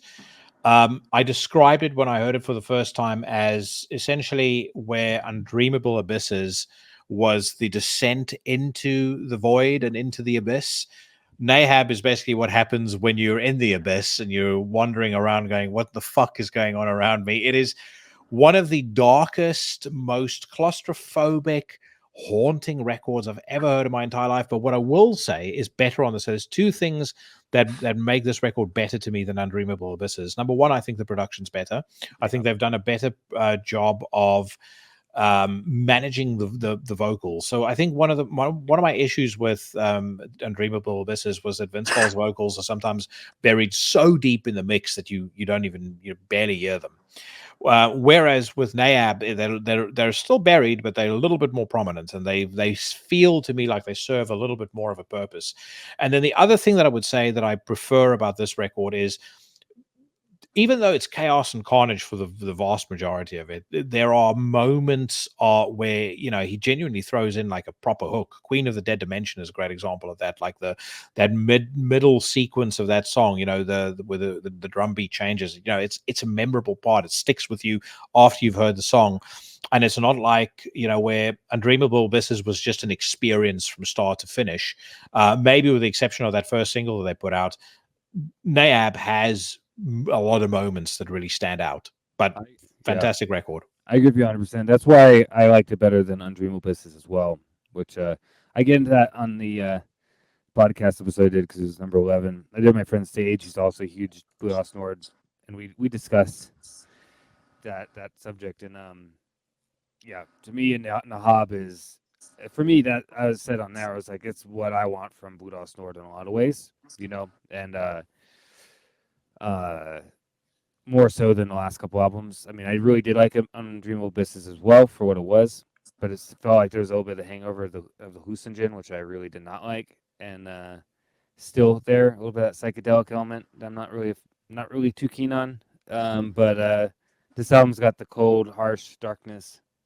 Yeah, it was in my top 10 for the majority since it came out, but it's got one pace, 10 to 11, but it's up, could have been up there at the same time. It's hard to say, but it's a fucking amazing album. So yeah, agree. Oh, I loved it as well. I was about to say, did you spend much time with it?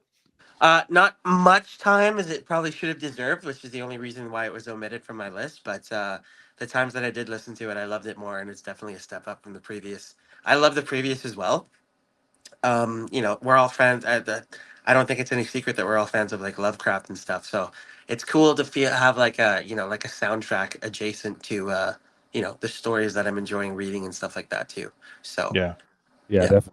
That's one thing I love is it's all very Lovecraftian. So that's great. At number 19, we have got Cryptopsy as Gomorrah Burns, the pride of Canada. I have been a Cryptopsy fan through thick and thin, I think it's safe to say. I love the band all the way back to Blasphemy Made Flesh. I think None So Vile is one of the best death metal albums ever written.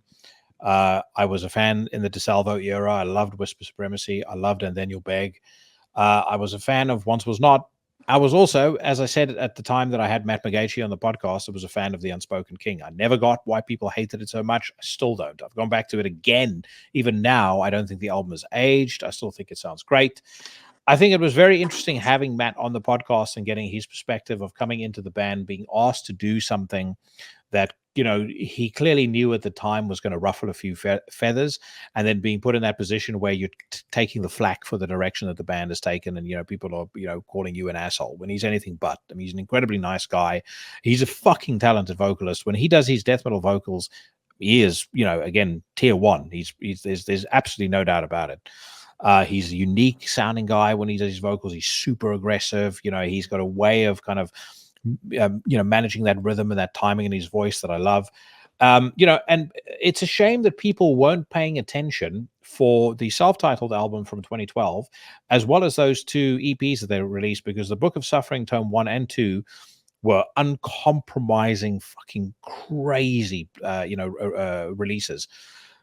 If they weren't paying attention then, they are absolutely paying attention on As Gamora Burns. I'm really, really glad these guys signed with Nuclear Blast, and I'm really glad they put out a record like this that has got people kind of going, okay, wow, there's some life left in the Cryptopsy gang.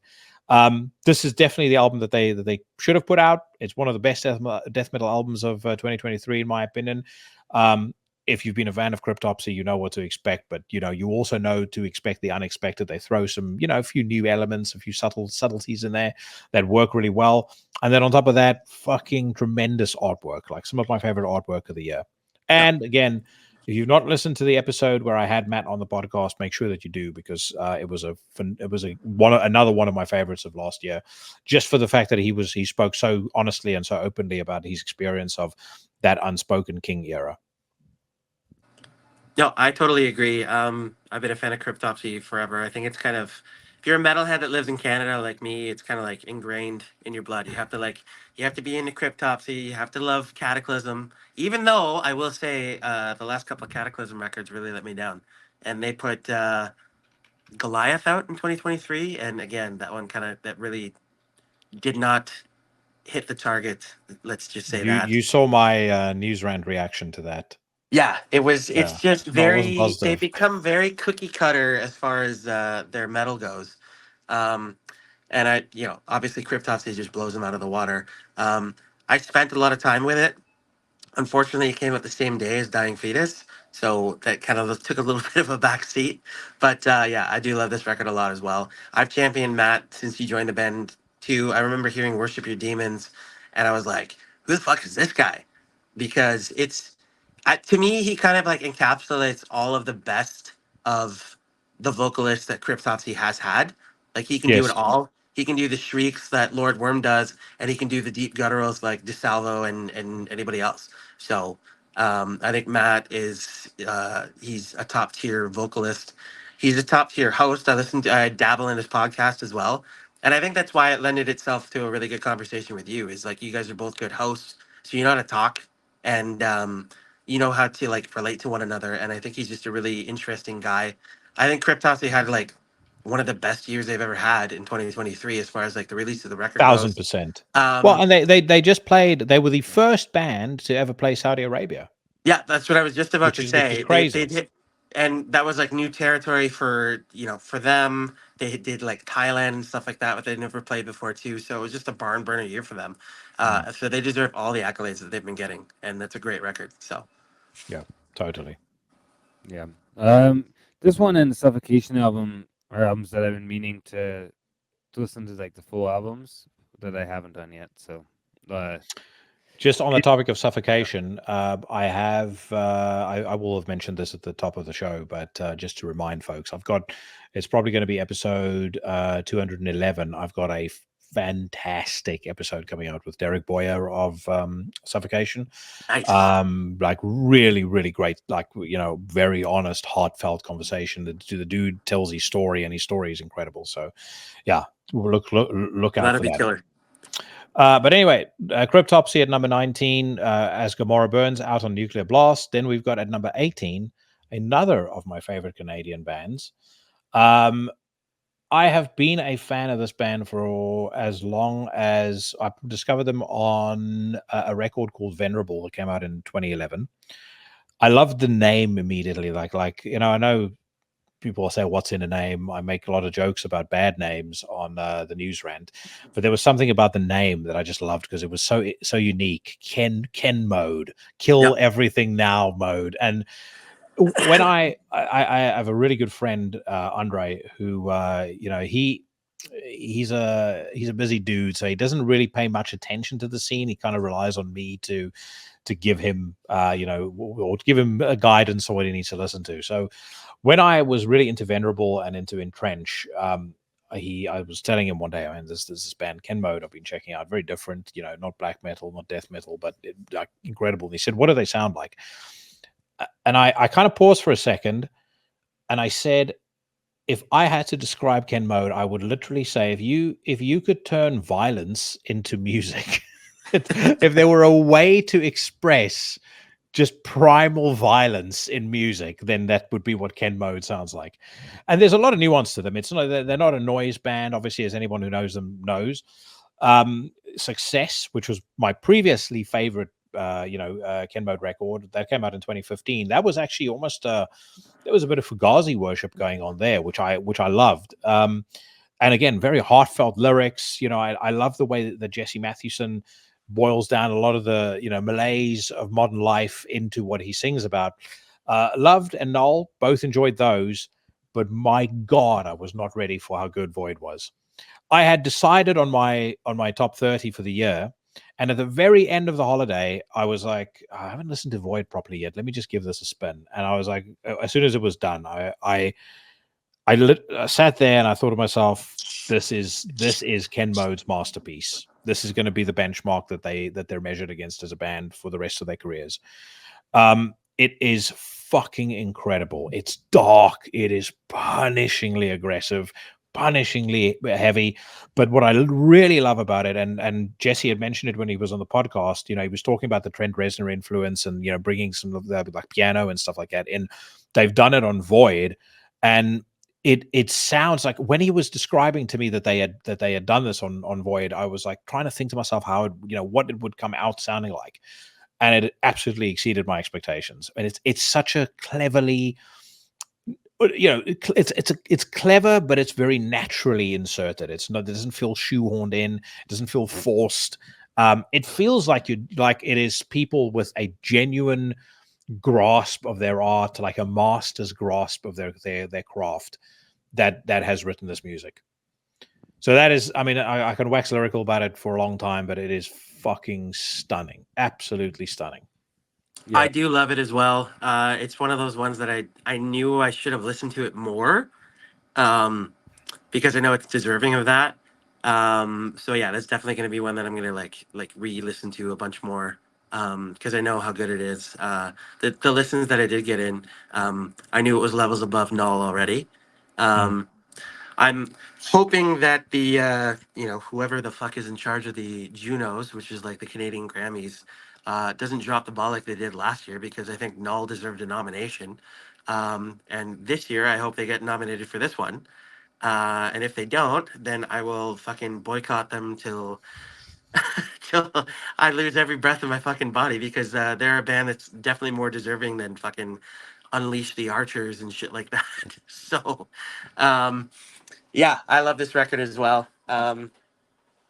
I kind of forgot that he mentioned about the that Trent Reznor influence and stuff like that as well. And I love Nine Inch Nails. I love that. I'm about to say my ears perked up immediately with that, because I am a fucking huge Nine Inch Nails fan, and I'm a big fan of Trent Reznor. Period. I think Trent Reznor is a musician. I think he's one of the great masters of our time. Yeah, I really do. You go and you listen to the soundtracks that he's done. I listen to the Social Media Network or the Social Networks soundtrack. It's fucking stunning. Absolutely, it's genius. It's pure genius at work. So to bring that into music this intense and this aggressive and heavy in the way that Ken Mode has done, it's like I said, it's fantastic. And I truly believe this will be the high watermark for Ken Mode for however long it takes for them to top it. One side comment, and I know you want to say something, Karl, so I'll let you speak in a second. But as a fellow Ken Mode fan, I just want to mention this to you, Dave. I wish that they would do another song like, and we've been talking about how great the violence is, but a song that, and I think it was appealing to me at a very specific, very important time in my life. In terms of the lyrics, it's almost biographical when I listen to it. Romeo Must Never Know on Entrench. Oh yeah. Damn, I wish they would make more songs like that. Yeah. It's so moody and brooding and atmospheric, so emotive. Just as a side note, just because whenever I see the album cover for Entrenched, which I'm actually looking at on my side screen right now, I always think of that song. But anyways, right. Karl, you wanted to say? Oh no, Ken Mode has been that I only really got into fairly recently because of you and Mike Hill, because you both Mike's friends with Jesse from Ken Mode as well. He's had him on Everything on Black. You've had him on, so I never really knew about them before hearing you guys talk with them. You know what I mean? And but I like what I've heard quite a bit. I haven't really listened to Void enough, like too much. It's one of those albums that was like in my um to-do list to listen to more, but at a certain point I kind of was like, all right, I can't really listen to it much more. My list has just had to be what it is, you know what I mean? So Yeah. but it's definitely on my list to go back and really revisit. So Well, Void was like, it was one of the reasons I held off listening to it is I'm having, I'm on vacation. It's nice and warm. I'm in a fucking great mood, which is why I'm listening to summer music. So I've got Dying Fetus playing, got a bit of hip hop playing, I've got Master's Call. I listen to quite a lot on holiday. I've got summer music playing. I was like, do I really want to listen to Void and depress myself, or or just have like this downer vibe, And then, as I said, one of the last days of the holiday, I popped it on first in the car, and then we were sitting at home, and I put it on the headphones, and I was like, "Fuck me, this is good." But yeah, definitely one that you need to spend time with. Hikara, you'll like it very much. Yep. Okay, at number 17, I've got Wayfarer, American Gothic. A record that passed me by, but I said it at the time when I was going through the Decibel list on the news rant. I said, I didn't know this. I should check this out. And the first time I listened to it, I was like, I'm not so sure about this. And then the second time I listened to it, I was like, this is basically if Woven Hand did a black metal record. And that's when I got hooked. I'm a massive fan of 16 Horsepower, massive fan of Woven Hand. I love the way that they incorporated that Americana into this style of music that they're doing. I mean, I wouldn't necessarily call it black metal per se. It's just very unique, very thoughtful, very well composed, extreme music with that American style darkness that I think is very cool. And I think when it's executed the way that these guys have done here, it is incredibly effective. Yeah, I agree. I only got. Oh, go ahead. Sorry. I say they're a Colorado band from here, but I'm not a fan. So. Oh, you're not a fan. I could tell when Karl like swiped the microphone up. I was like, I know what's coming out of his mouth next. Bozer shit. Throw it down on the ground. Go ahead, Dave.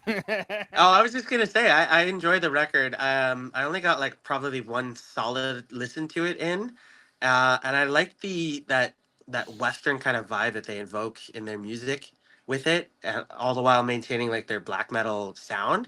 To me, it's like what they done on this record. It's kind of like what Spirit World did on Death Western, being like full on like hardcore and death metal, but also have that southern edge to it. Wayfarer does it really well with American Gothic, I thought. So yes. Yeah. Well, that was Spirit World's record. I've referenced that back so many times. That is genius. It is absolute genius. And once again, it's a fucking disgrace that there are not bands taking like some of the, because that band could be massive. You could just tell when they play shows. You can tell that band's got presence. There's just something special to them. All these fucking bands that complain, that go into interviews and go, oh, there's no one new coming up. It's like, well, there are new bands coming up, but unlike when you were coming up, there's no bands giving them a chance. So, exactly. When Ozzy gave Metallica a chance, when, Skid Row took Pantera out and stuff like that, these bands should be giving back instead of being on some fucking bullshit Metal Injection or Metal Hammer trash interview, complaining about how there's no, how there's no bands coming up. There are bands coming up. Just keep your ears to the ground. Exactly. And Spirit World is one of them. So that's just a side rant. 100%. I'm definitely into the kind of idea of Western, metal. I think it's a cool idea. Well, you have to be where you live because it's. I mean, the electricity goes off for six months out of the year. Not in Colorado, but I was only kidding. I've seen some of the pictures that Nas posts on the socials. I mean, it's like it's desolate. It's fine. It's beautiful. It's absolutely stunning. Yeah, it's always when we go up into nature. Yeah, I mean, we're pretty. We're a Western place. I do appreciate the fact that they chose to go that route. But I'm just not a big fan of the people. Not grim enough for Karl. Okay, next up at number 16, we've got Woe, Legacies of Frailty. I was a massive fan of Hope Patrician, which came out in 2017. I was always looking forward to the new record. And then out of the blue, Chris contacts me on Instagram and says, the new record is coming out. Has the label sent it to you yet? And first of all, I was fucking blown away that he even knew I was.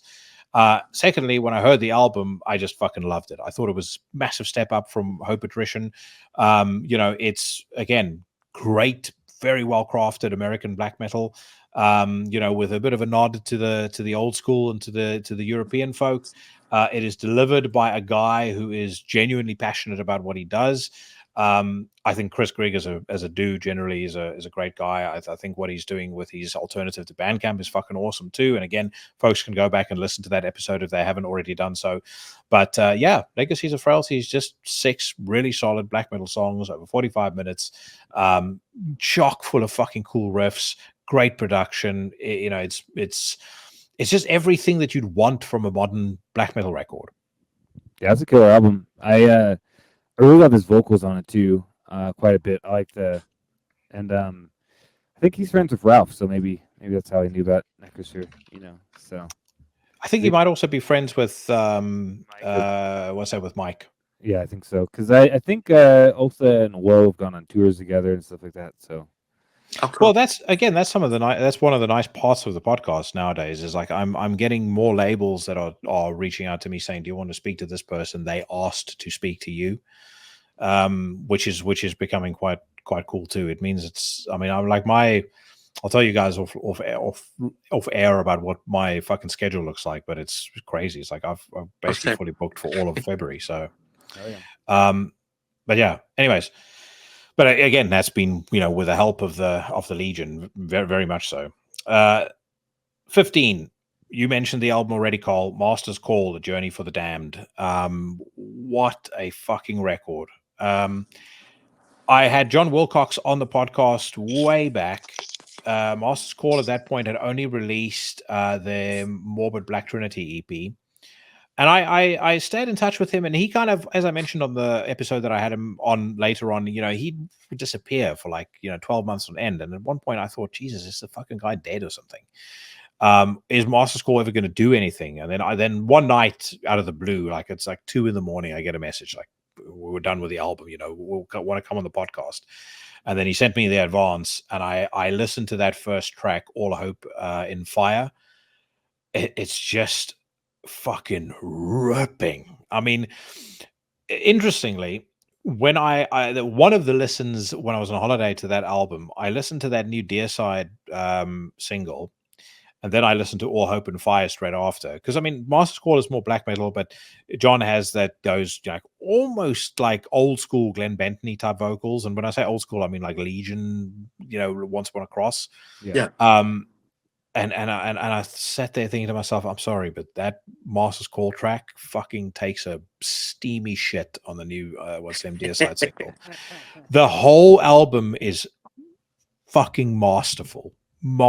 Just there's catchiness to the way that they write. There's serious aggression. I love John's voice. I mean, I've liked John, as a musician all the way back to the Funeral Throne days. I think that Funeral Throne record, Threshold, that he put out in 2014 is a underrated masterpiece. Obviously, we know that the brother Cheyenne was in Master's Call as well. But I think in the grand scheme of things, it's ended exactly the way that it should. The lineup of Master's Call that we have right now is the lineup that it should be. Cheyenne obviously doing phenomenal work in Drivax, but Journey for the Damned is it's a triumph, and doesn't sound like a debut. It has, it's got the fire of a debut, of one of those seminal debuts that people talk about for years to come. But it has the maturity of guys that have been doing this for a while, and and really know this shit. Yeah. I keep forgetting it's a debut. Yeah. I mean, they're all. I mean, John, I think, is 1 year older than me, so they've all been doing it for a while. Obviously, Funeral Throne. So I think that has a part in it, and they've been working on those songs for so long. It's very shameful that I didn't get to the full album until after I got those first 2 lists, because I probably would have had this pretty much higher on my list. But for some reason, it came out. The episode you did the episode with him. but it just wasn't like in the mood like when it came out. You know how that happens sometimes. You're just like I was just like in this other track listening to other stuff. I was like, I'll get to it when and here soon. But then I was in the getting too late. I was like, man, kicking myself. Like, man, this should have been on my list. Like, because it's such a fucking killer album. Yeah, I'm in the same boat. It's hard to keep up, man. 2023 is hard to keep up. That came there's out the same day as no a bunch of other stuff too, as usual, and it was just like I got some listens to it in, but I wanted to spend more time with it. Yeah, no shame in admitting that either. It's just been a busy year. There's a bunch of stuff I need to catch up on as well. It was really hard this year. I mean, that's one thing I'll say is that even doing a 40, because I have 40, it was really hard to even get down to 40 this year. Unlike last year was a lot easier, but this year was it was hard. There's a lot of okay, number 14, I've got a record released on April the 7th. Interestingly, my dad's birthday. Put out by Van Records. The band is Soul on Pharma, featuring members of one of my favorite black metal bands, Mysterium, Carpe Noctem, Arsttider Livsins, and a bunch of other bands. This is, as far as I know, just a one-off project. Karl, you tend to be better at retaining information detail around bands than am I. But yeah, as far as I know, this is a one-off project. Yeah, I think it was just it was basically like I think it was for like a festival or something. I forget which one it was.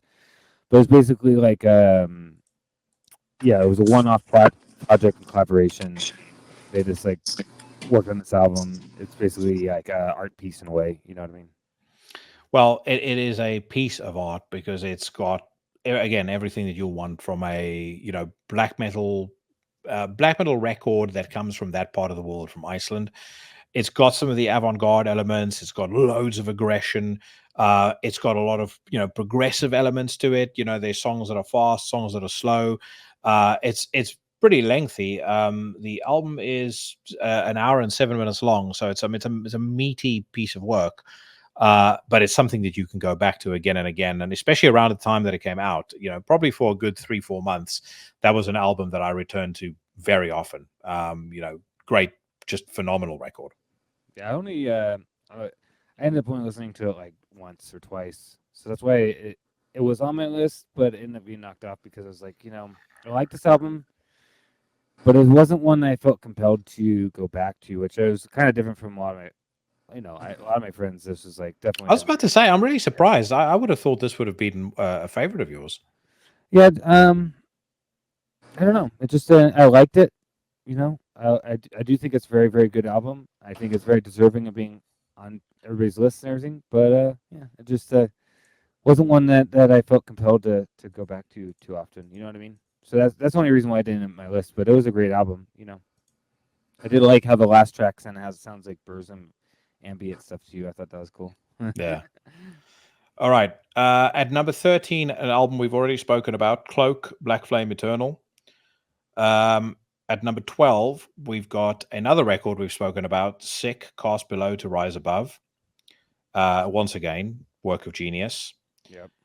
And then my final installment on this episode, or my final shout out on this episode, or shall I call it inductee?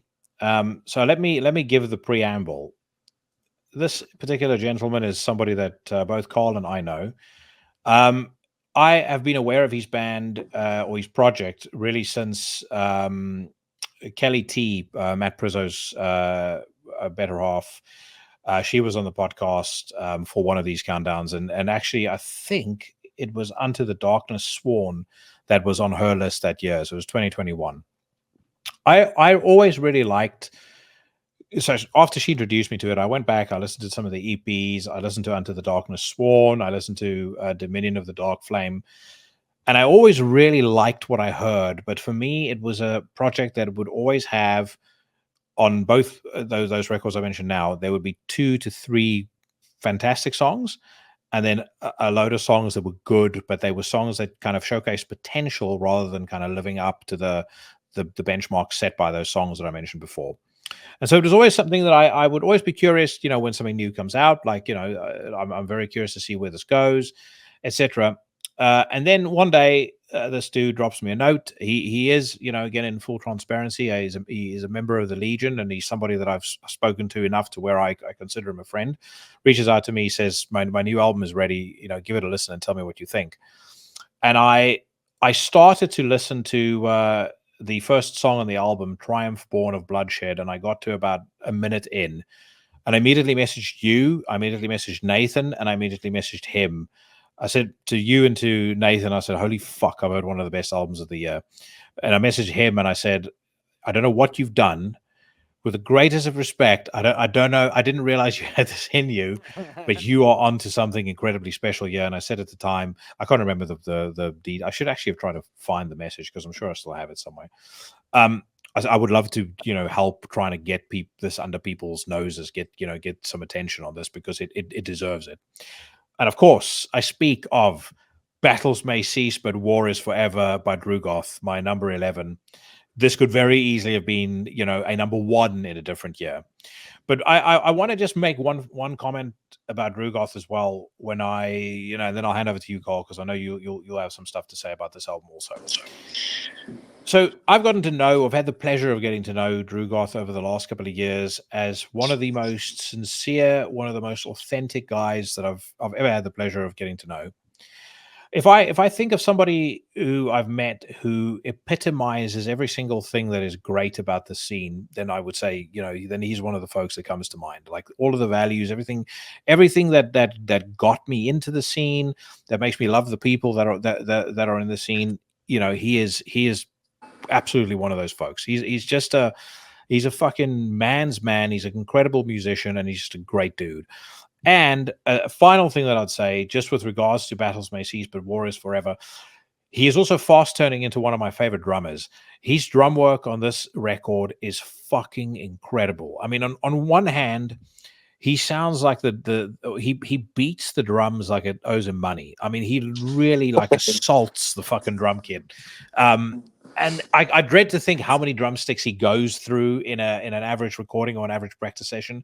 But then on the other hand, if you listen to that first song again, for example, Triumph Born of Bloodshed, he's got this fucking swagger and this groove to the way that he plays that is just, it's so unique. Like, that's the thing that I've always loved. Like, the best drummers in the world are guys where you can hear that drummer play and straight away, like, I know that's him. Steve from Deicide is like that. I'm trying to think of other great extreme metal drummers. Dave Haley is like that. Vinnie Paul used to be like, he used to be like that. In Pantera, you hear Pantera and immediately you know that's Vinnie playing.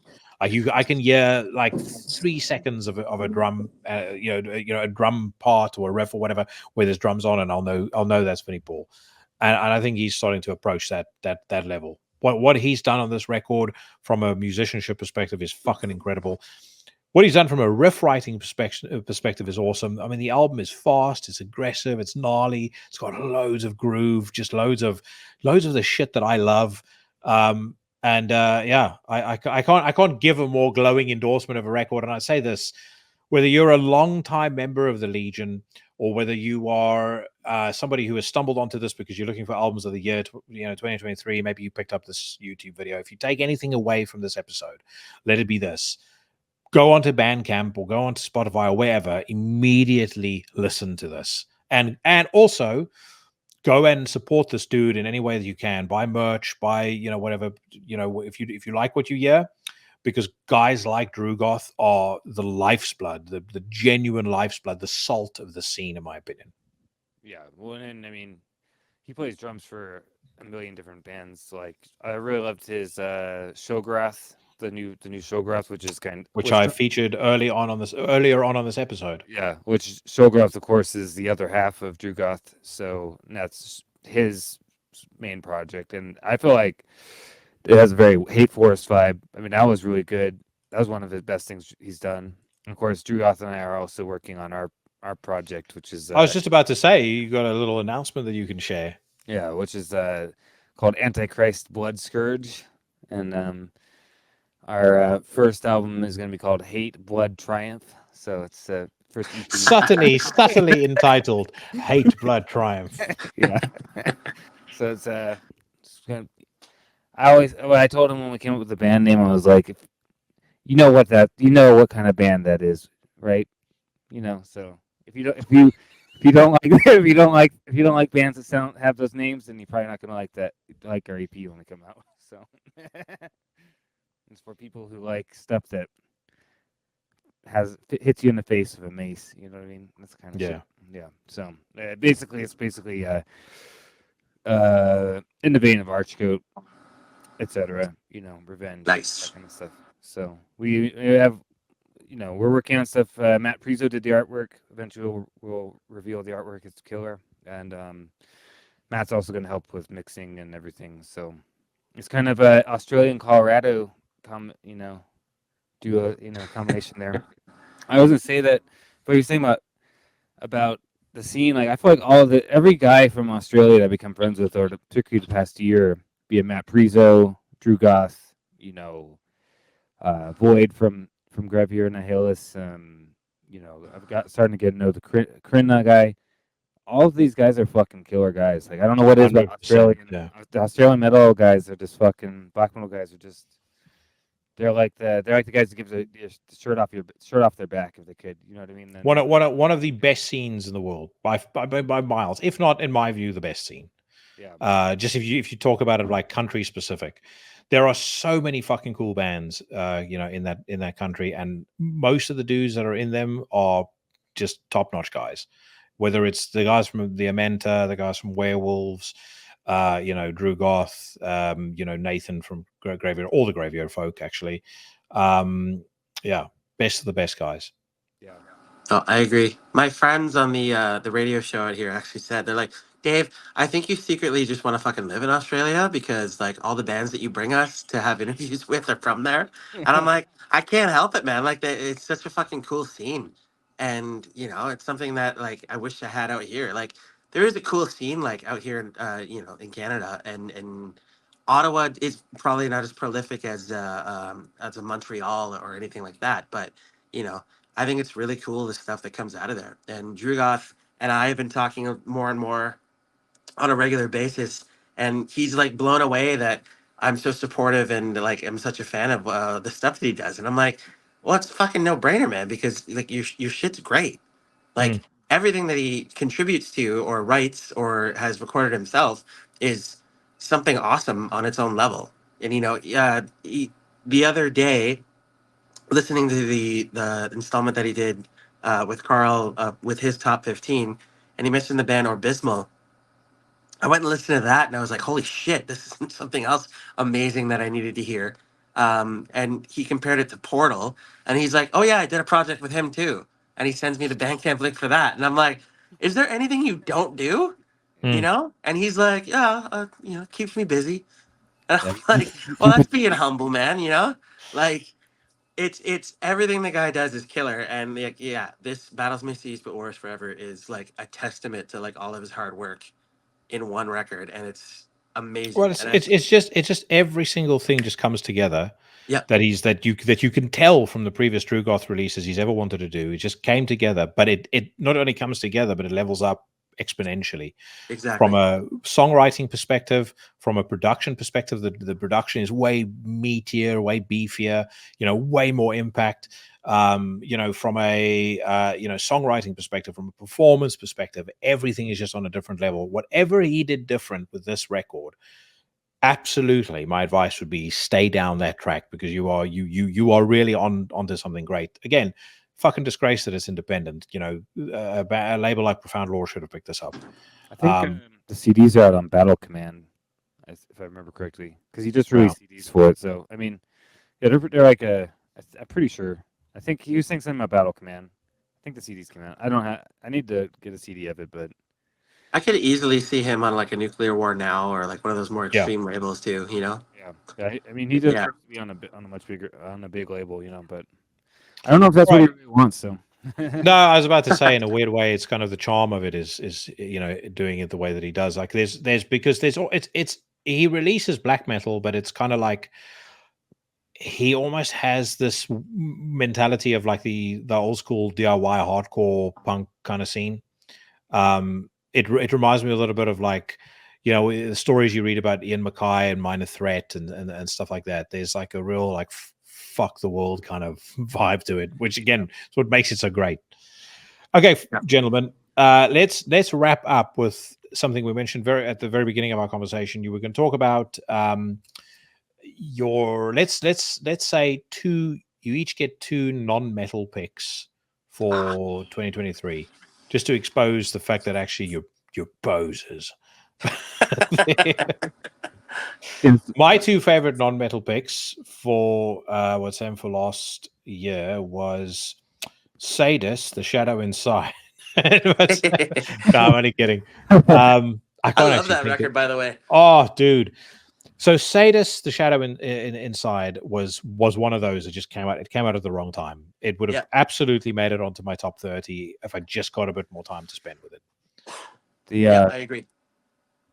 For me, so this year was pretty strong for some non-metal stuff, but I think my top ones would be Depeche Mode, Memento Mori, obviously. See, I'm a massive fan of Depeche Mode, and I could not get into that album. Oh, really? I love this album. I liked it. I loved it too. I liked it much better in Spirit. I thought it was better. I just really love this album. There's something about it I really liked a lot. There's a couple songs I don't like that much, but I loved it. And then there's a couple bands that released, and obviously I wanted to mention Host, and then which is incredible. And then there's 2 bands that need to be mentioned that are I know you said 2, but I just want to. I gave you 2, mate. So that's it. So, 2 bands released their first albums this year. One's called Final Gasp, Morning Moon, and they basically sound like Killing Joke meets Samhain. So, wow.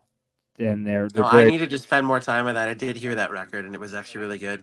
That's literally what they sound like. They sound like they have some songs that sound like Killing Joke, some songs that sound like Samhain. So they originally started off as basically almost like a Samhain cover band, but they've Killing. I didn't know that. Yeah, their early EPs are like really famous Samhain. And then the other one I want to mention is a band called Lathe of Heaven. They have an album called Bound by Naked Skies, and that's just like it's such a killer album. It's like post punk. It's kind of hard to describe exactly what it is, but it sounds like the lost '80s album that you haven't heard. So I highly recommend. It was like those 2. That album came out a little bit later in the year, but it became like one that I listened to over and over and over again. So, nice. I wanted to mention those guys because you guys got to listen to those. So cool. Oh yeah. So I did post like a top 10 of like outside of metal, on my Instagram. Excuse background noise. Hold on. Criminal activity. Criminal activity afoot. So what it ended. Now there's some real. I tell you what that is. That's Trudeau sabotaging. It's like, oh, sorry, Jackie's podcast doesn't pass our latest communist credentials. You know about that whole shit in Canada, right? Yeah, where they want to start like vetting. Fortunately, I doubt very much that my podcast will ever be touched. But if you get over you're back. If you get over 10,000 like downloads or something a month, I think it's something to that effect, or your turnover is over like $10,000 or something like that. If you're like revenue generating, then the government, I think, A, wants a piece, and B, wants to monitor you for including Canadian content. Yeah. Okay. Yeah. Sorry about that. Yeah, right. You will be sorry. I'm using the phone, and a phone call came through, so I had to block it. But apparently, that just exited me from the call really quick. So my the one that I picked as my number 1 was Dorothy Cottrell. The album's called Death Country. She's the front woman for the band Windhand, which is like a doom metal band. Mm-hmm. But what she does is like, I mean, I guess she could fall in like the same vein as like a Chelsea Wolfe or something like that. Except it's kind of just her and a guitar, really, which I think is really, really cool. And it's like this gothic, like acoustic, really melancholic kind of stuff, but it's so well done and it's fucking breathtaking throughout the entire record. She's got like this really cool. I won't say it's like this really. It's almost like a lisp, like when she says her S's, like she's like "Shay baby" and things like that. But it's really compelling. That's definitely one that you guys have to check out. Another thing would be fucking people walking into my office. Yeah. Another one would definitely be Um, Another one would be Public Image Limited put out a really cool record.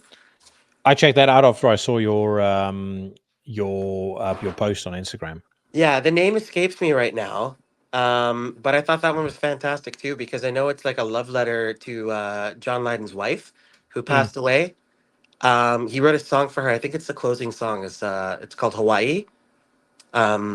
She was suffering from, I guess it was, I can't remember if it was Alzheimer's, dementia, one of the two. So it was kind of just like a full blown like happy love letter to his wife. So that was like a really moving record as well. And I That's kind of cool. forgot that it had come out when End of it World it's called. End of World. Yeah, that's it. Yeah. Wow. So definitely two that you guys got to check out, and obviously what Carl said, Depeche Mode, I really enjoyed too. Probably not, if you're like a Violator fan, it's probably maybe not something that you'll love as much, but I still think it was pretty cool. And it was like number 5 of 5 records called Memento Mori that came out in 2023 too. So my top 2 non-metal releases for last year: Host, without a shadow of a doubt, number 1. I thought that was great. And then in Times New Roman, everyone knows I'm a of course Queens of the Stone Age nut hugger. I mean, nut hugger is probably the best scientific term to use for what I think of that band and what I think of Josh Homme. So yeah, I thought that was very good. I will say the early front runner for best non-metal release of 2024. I'll be shocked if anything better comes out. The stuff I've heard, with the exception of the first single, the second and third singles off the Chelsea Wolf record, holy Jesus, it is fucking incredible. Yeah, it's really good. It kind of I've been following Chelsea Wolf for quite a while since Pain is Beauty came out, and I feel like the You've been stalking her, bro? No. I've been following you. It's interesting seeing your career change, right? I feel like this album, the songs so far sound like the electronic songs from The Abyss. Yes, that's exactly what I took away from it as well. More so than they don't. It definitely is a very completely different direction from Hiss Spun or Birth of Violence, right? It's like both of whom were fantastic records in their own right. But it kind of feels to me like it's towards The Abyss, but with some Portishead influence. Yeah, I got to see her for the Birth of Violence at the Stanley Hotel. Oh wow. Fuck! That must have been incredible. That's fucking cool. Yeah, they did it in the haunted ballroom, thing. She played a show up there. Her acoustic show was basically all acoustic with some like electronics from her partner in crime, and it was it was incredible experience seeing her, do her haunting music like in the haunted ballroom at the Stanley Hotel. You know what I mean? Like it was pretty sick. So, and for anybody who doesn't know what the Stanley Hotel is, it's the Shining Hotel. Yeah, nice. Exactly. That's so cool. I'll reiterate. Yeah, since I know that's up your guys' alley, you got to check out that Dorothea Cottrell record. You'll definitely love that. Yeah, awesome. I've been meaning to check it out. I saw you post that, and just haven't got around to it. So yeah. All right, guys, that was a fucking epic episode. I think we've just recorded. So thank you very much. That was a blast. I hope you guys enjoyed it. And we're going to listen to some Drugoth right now, and I'm going to go with one of my favorite songs off the album, the very first one. I referenced it multiple times, Triumph Born of Bloodshed.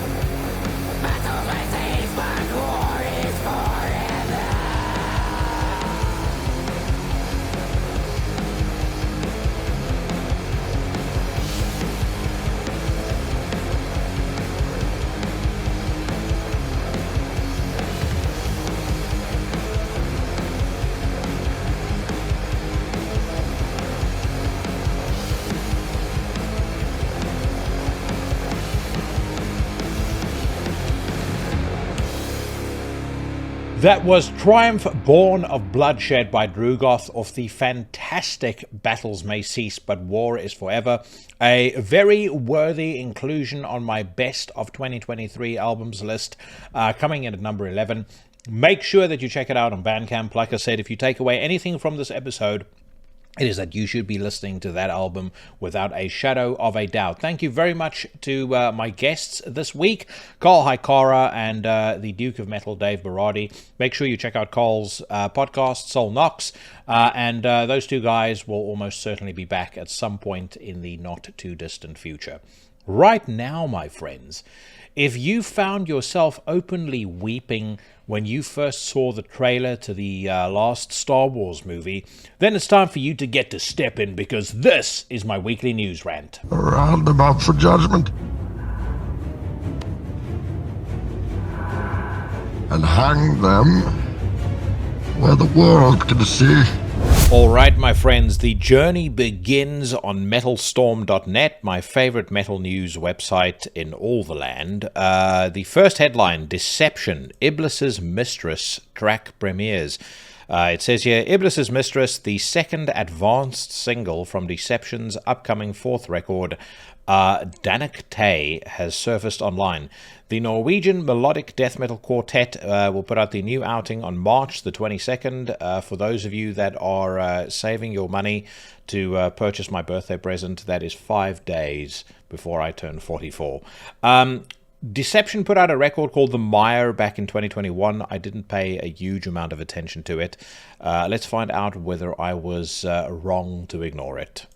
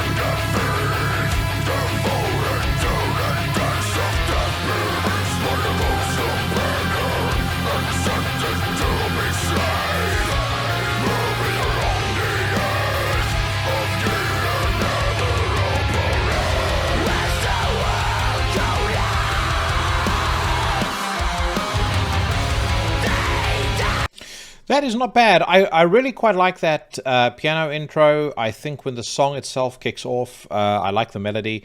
I think the vocals are pretty good as well, even though I sometimes feel like with this style of music, maybe that vocal style is a bit too punchy. That it feels like it would have more of a home with a band that is maybe a bit more aggressive. But overall, I don't think that's bad at all. I'm not too thrilled about the cover art. It looks to me very much like the box art for some Diablo 4 DLC or something like that. But the song itself is not bad. Fun fact about Deception, they once upon a time were called The Art of Deception. They changed their name, I believe, back in 2012. They also had, as it seems like just about every other band on the face of the earth does, a release called Memento Mori. That was a single back in 2019. But so far so good. I don't necessarily think this is going to receive a top notch from me, but it's definitely not unlistenable.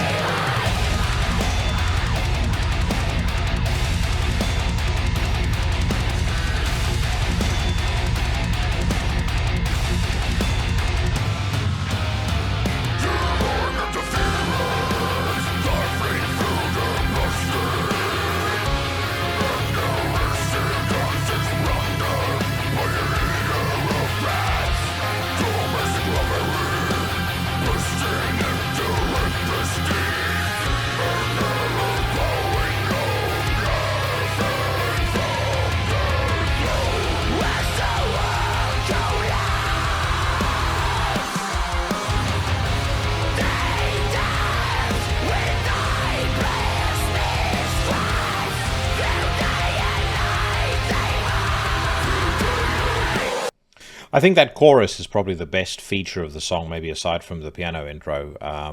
And what I find is, and I'm not to make a generalization, but I've met a fair few Scandinavian folks, fair few Norwegian people. They all seem to have a great love of 80s pop music, especially stuff like Aha, Depeche Mode, etc. And you hear that playing out in a song like this. Obviously not necessarily... you won't be able to draw a direct line between this and Aha, but just in terms of song structure and making sure that chorus really, really stands out, there's the same principles, I think, are applied, whether consciously or unconsciously. I mean, again, I don't know these guys. They might think that pop music is the preserve of the poseur. But either way, I'd say this probably gets a single thumbs up for me. It definitely will have its audience, no doubt about that. And like I said, I don't mind it. Will it be something I go back to again and again? That I'm much less sure about. I used this phrase repeatedly last year. I used it on this episode, but right now, man, it's heavy traffic. If you put out anything at the moment, you really do need to contend with the fact that there's a good chance that you may be lost in the shuffle unless you are putting out something that is absolutely extraordinary. Okay, let's move on to the next one. Judas Priest unveil a lyric video for Crown of Horns. I don't actually think we've listened to this one yet. It says here, the almighty Judas Priest have premiered a lyric video for Crown of Horns, the song off their highly anticipated upcoming Invincible Shield album, which is out on March the 8th. So far, not been massively blown away by the stuff that we've heard off of this record, but it's not been bad. And again, I think if you're a Judas Priest fan and you're not like me, who really only likes Painkiller and everything else I'm kind of relatively indifferent towards, then I think you're probably salivating at this, because it definitely sounds like, at least to my ears, some of the stronger Judas Priest material, probably to come out in the last maybe 10 to 15 years. So I'm going to zip it. Let's hear what Crown of Horns sounds like.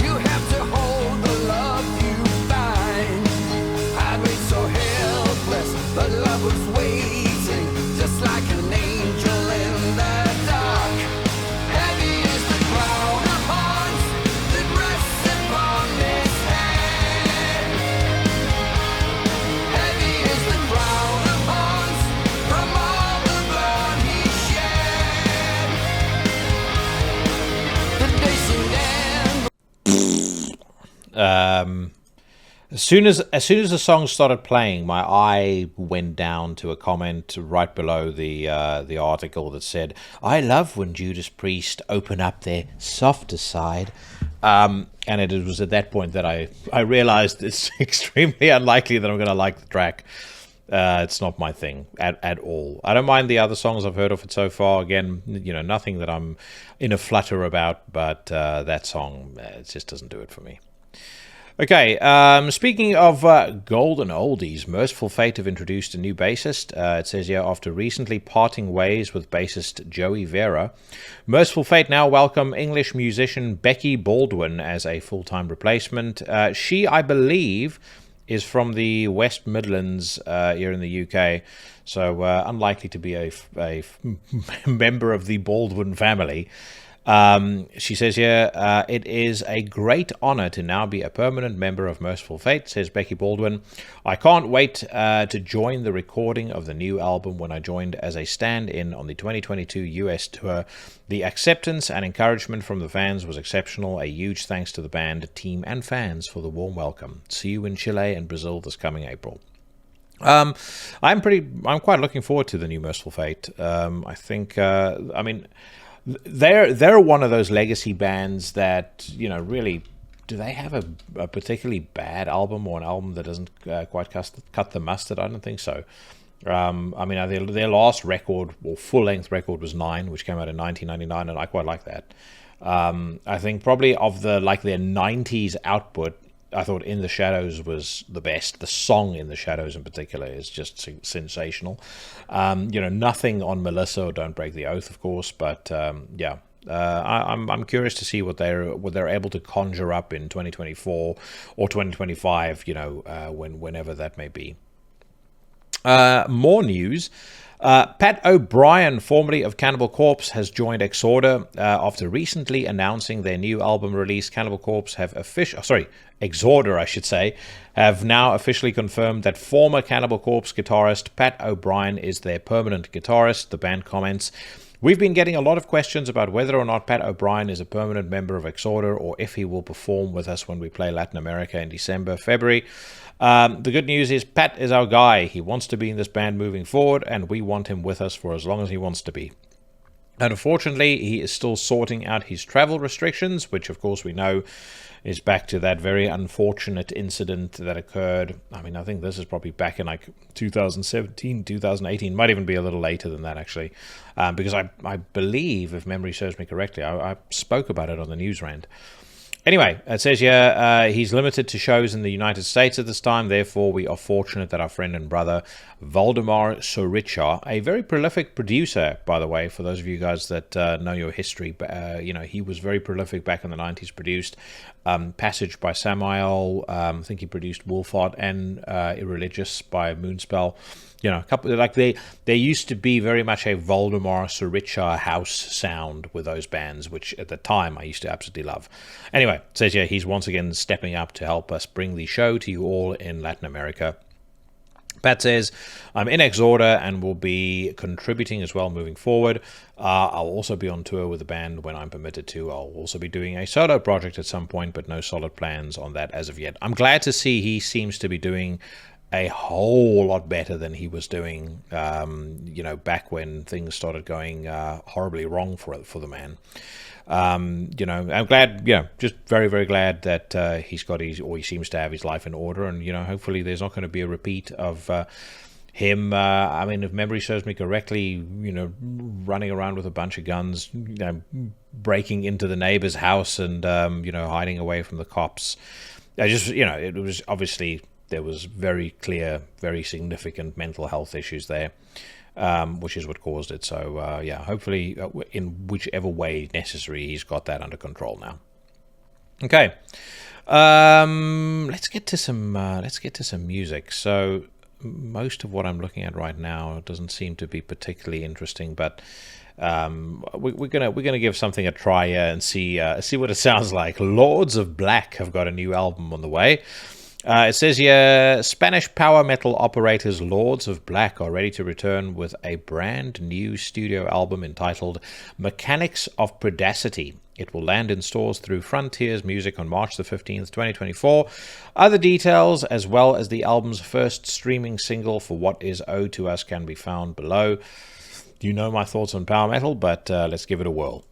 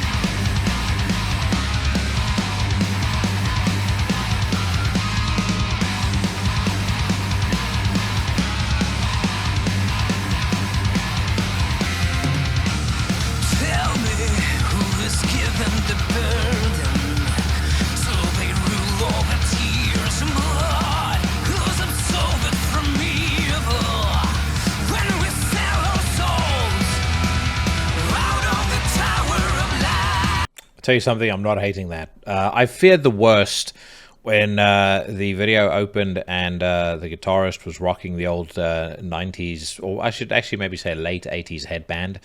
But when the song starts, it's pretty damn good. I mean, the vocalist has got a very thick Spanish accent. Can't hold that against him. But he sounds decent. And actually, the music and the production, not bad at all. I meant to say, by the way, when we were talking about Exorder, you guys seem to be insistent on not letting me forget that I promised when we did the Death Metal Countdown episode, the 666 special, where I counted down my favorite, or where we counted down, I should say, our favorite death metal records of the 1990s, and this being myself, Sheriff Mike Scandado of Necromaniacs fame, and the great and powerful Mike Hill. We spoke about doing a thrash crossover episode. We are definitely still going to do that. We need to find time to do it. I think if I had to place bets on it, probably it's going to be in maybe April, May. Because right now, I mean, my schedule is basically packed for the rest of February. So, the first new stuff I might be able to add to the rotation is going to be March, and I'll share in due course, who all the guests are going to be, but trust me, you guys are going to really like it. But anyway, we will definitely do that.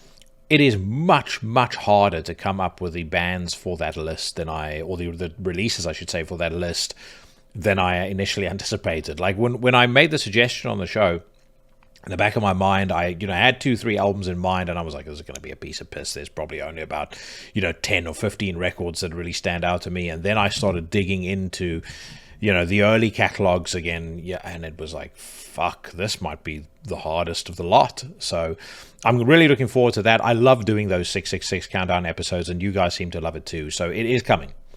It's just a matter of when, and normally, you got 3 busy men. Our schedules take a while to align.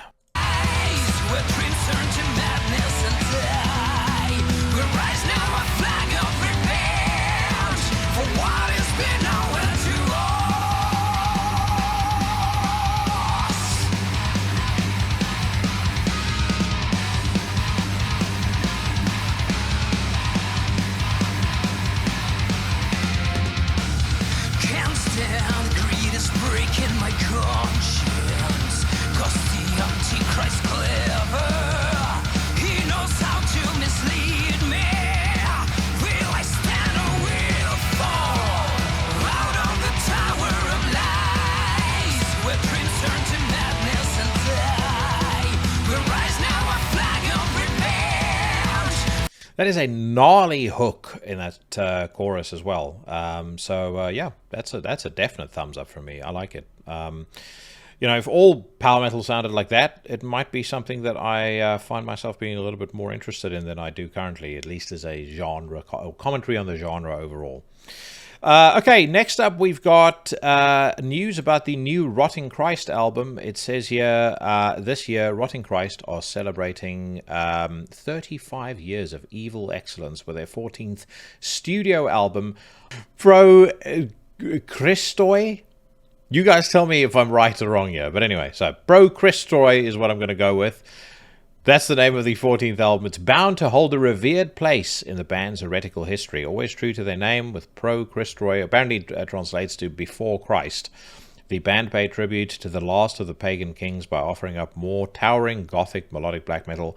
It comes out on May the 24th. I may or may not already have heard this album. I won't share much in terms of my thoughts and my views on it just yet. But what I would say is that I mentioned on the news rant when Sakis was putting out his solo stuff that I wondered why those hadn't been used as Rotting Christ songs or put out as a Rotting Christ record.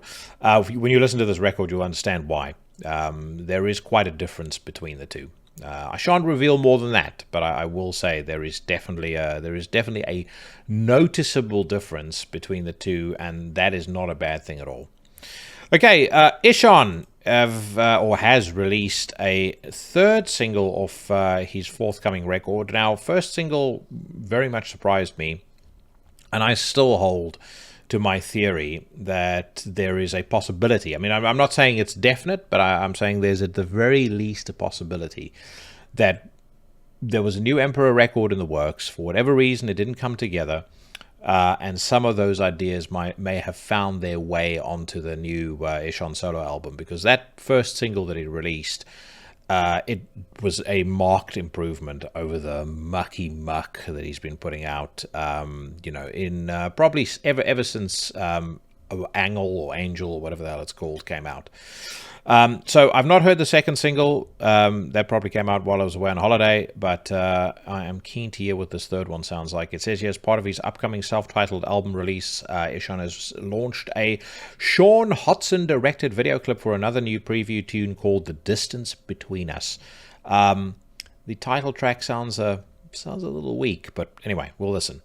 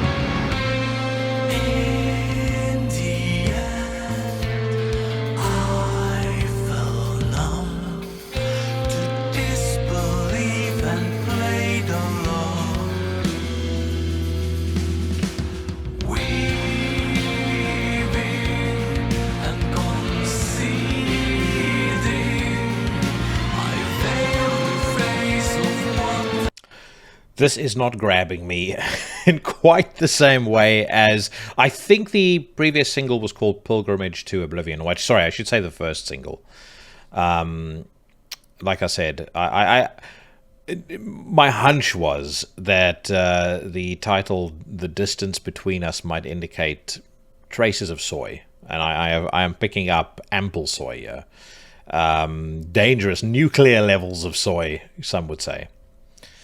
I mean, it's not trash, but again, I'm inclined to be harsher on someone like this who, has said what he has said about the black metal scene, and then puts out something like this. With Joseph Deegan and Sladeer, it's a different story because, and I'll talk about this more potentially next week, but that Sladeer record, to me, it's like if you're going to say something about the genre, then put out something that challenges the definition of what should be considered good in 2023 or whatever time we're in, for black metal, which I think Sladeer has done with White Heart. There's nothing particularly dark about this. There's nothing particularly, it's streets away from black metal, which I know is by design. Even though some of the previous single we heard, like I said, still to me sounds like it could have been on an Emperor record, or a new Emperor record. But yeah, this just does not do anything for me. Not at all.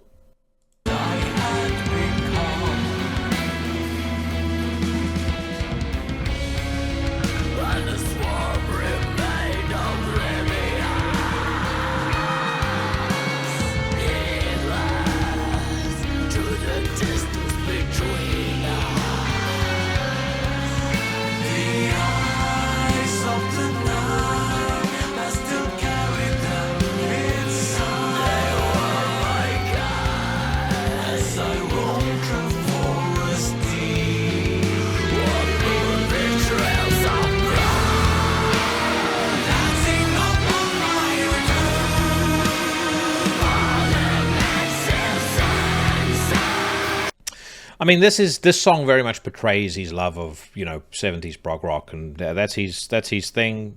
Totally get it. It's not my thing. You guys let me know what you think of that. But as I said, from my perspective, it's not necessarily. I think my anticipation for that record has maybe waned a little. It's lost a couple of points. By the way, as I search for the next song to listen to, and actually we've got one right here by a band called, or the band, Ingested. A couple of you guys reached out to me over the weekend, firstly asking for my prediction on Sean Strickland versus Dricus du Plessis at UFC 297. And my hunch at the time was that Sean Strickland would defeat him, would vanquish my countrymen.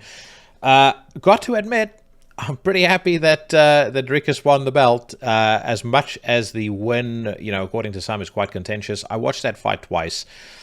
I would have scored it as it was, but I can understand people, scoring it a different way. And Dana White mentioned in the post-fight press conference that in his view, you have to go and take the belt off the champion, which I actually tend to agree with as well. So I think this sets up a great rematch. If the UFC doesn't decide to go immediately to Dricus du Plessis versus Israel Adesanya.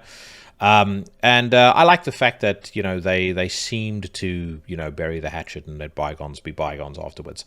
Of course, this sets up for a avalanche of sniveling fucking worms like Ariel Helwani and, the writers for Bloody Elbow, providing us with think pieces about the dangers of a white South African being UFC champion. Much as they were sobbing about it when he was talking about being, the first real African champion. But, I think one of the things that's great about where MMA has gone is from a kind of, I guess what would you call it? A commentary perspective, a media perspective. There's so many like former fighters and some even current fighters that are running fantastic YouTube channels that, the days of having to read Bloody Elbow and stuff like that for MMA news is pretty much done. I mean, I think between Chael Sonnen, Daniel Cormier, Henry Cejudo, Demetrius Johnson, and Alex Volkanovski, they've basically, in my opinion, made the entire non-former fighter or current fighter MMA media completely and utterly redundant. But especially Ariel Helwani. I mean, if ever there was a dude that I would love to throw out of a fucking airborne plane over the middle of the Pacific, it's that fucking weasel. But anyway, enough of that. Like I said, very happy that Dricus won. How will he fare against Israel Adesanya? We'll see. One thought I did have, as a final comment on the fight. For as much as the sport has progressed and moved on since the heady days of Anderson Silva, I will say I think a prime Anderson, or in his prime Anderson Silva, would have worn both those men like sock puppets. That's just my view. You guys let me know what you think. I don't watch the fights as religiously as I used to anymore. I tend to kind of, pick and choose. If there's somebody fighting who I really like and who I want to check out, then I'll watch it. So, like if Valentina Shevchenko is on a card, or if someone like John Jones is on a card, I'll watch. Otherwise, it's a sport that I tend to monitor from the comfort of Instagram. Anyway, it says here, UK death metal juggernauts Ingested are excited to announce that they will unleash their new full-length studio album, The Tide of Death and Fractured Dreams, on April the 5th via Metal Blade Records. In advance of the record's release, the band revealed the first single, Paragon of Purity, and its accompanying video. Produced by the band with the guidance of recording engineer Nico Beninato. The record includes a guest appearance by Chimera's Mark Hunter, who provides guest vocals for the track In Nothingness, and Silosis singer Josh Middleton, who contributes to Expect to Fail, as well as the striking cover art of David Seidman. Without further ado, let's listen.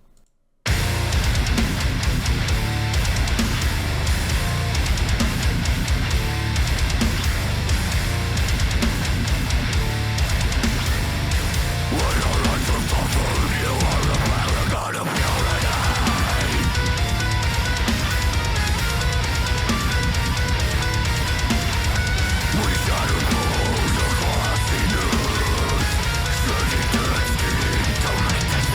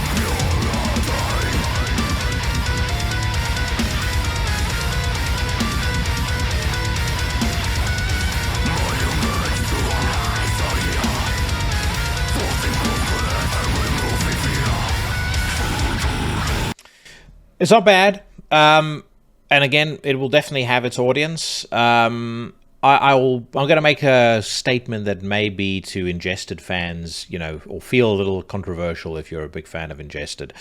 For this style of death metal, which, I mean, this is really deathcore to my ears more so than it is death metal. But just for this style of death metal, like that death metal that kind of dips its toe into deathcore, if we're being nice, I would hold off releasing anything until at least the second half of this year because, and this is a bold statement, but I've heard the record many times, this new Vitriol record, Suffer and Become, which is due out on January the 26th, better known as the day upon which just about every metal band is releasing something, it is fucking extraordinary. I mean, it takes this style and it elevates it multiple levels up. I mean, it's like that. I think, number one, I think it's going to be a record that'll be on many people's best of list for 2024. Number two, I think it's the new high watermark for this style of death metal in particular. And I think anything coming out within a 3-month window beyond that record's release, I think there's the danger that it kind of just falls by the wayside, because I just again, prediction only, might be completely wrong, but I suspect that people are going to be so taken by this record, and again, reminder that the album's name is Suffer and Become, that I just think a lot of other bands are going to not necessarily get the shake that they deserve. And if we judge this by its own merits, riff is decent. I like that little bit of melody that they throw in there. Production sounds cool. Vocalist sounds very aggressive and pissed off. So it's not a bad song at all. But there is that risk that it just becomes another release in the face of something that I think is really going to cut through a lot of the noise.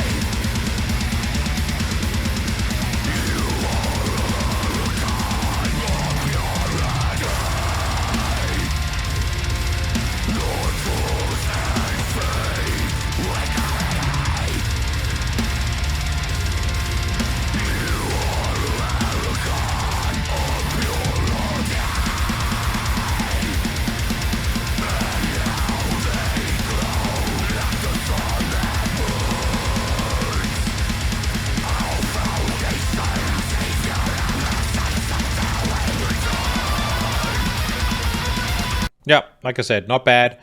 Not necessarily getting my blood pumping like some of the stuff that you've witnessed me responding to for the first time on this segment, but like I said, not bad. Okay, next up, we've got Necro Wretch with D. Maori track Unleashed. It says here, French death metalers Necro Wretch have launched a music video for Die Maori, the third single of their upcoming fifth album, The Swords of Dajjal. The clip was directed, filmed, and edited by Monir Kraibi. Ave Ichirus Oclesim, Deus qui inhabitam barbarum vitam, immores abet.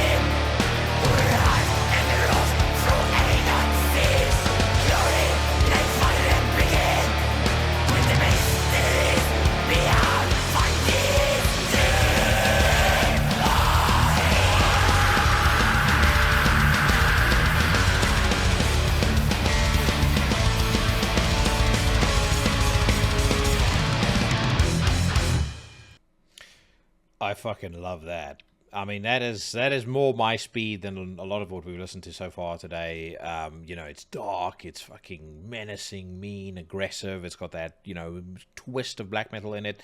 It's got a real kind of old school mentality, I think, an old school approach to the songwriting. The production is a little rough around the edges. So far, so very good.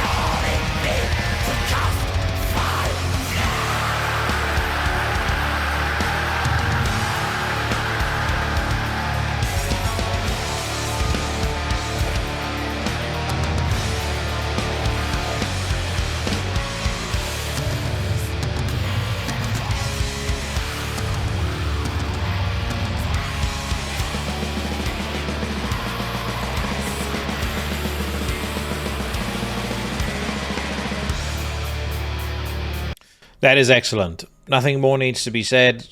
Fantastic music, great band. I like the music video. I like the production. I like the whole vibe of the song. Just everything there fits for me. All right, let's see if we can listen to one or two more, and then we'll go have a quick gander. This week, I'm not going to bother with Blabbermouth, but we'll check out Metal Injection and see if there's anything on there worth poking fun at. And I'm spotting a song that I want to hear. Actually, two songs. So these are the two that we can wrap it up with. We're going to start with Necrophobic. They've got a new single out called As Stars Collide. Just one last thing I wanted to mention, actually, about the Dricus du Plessis business.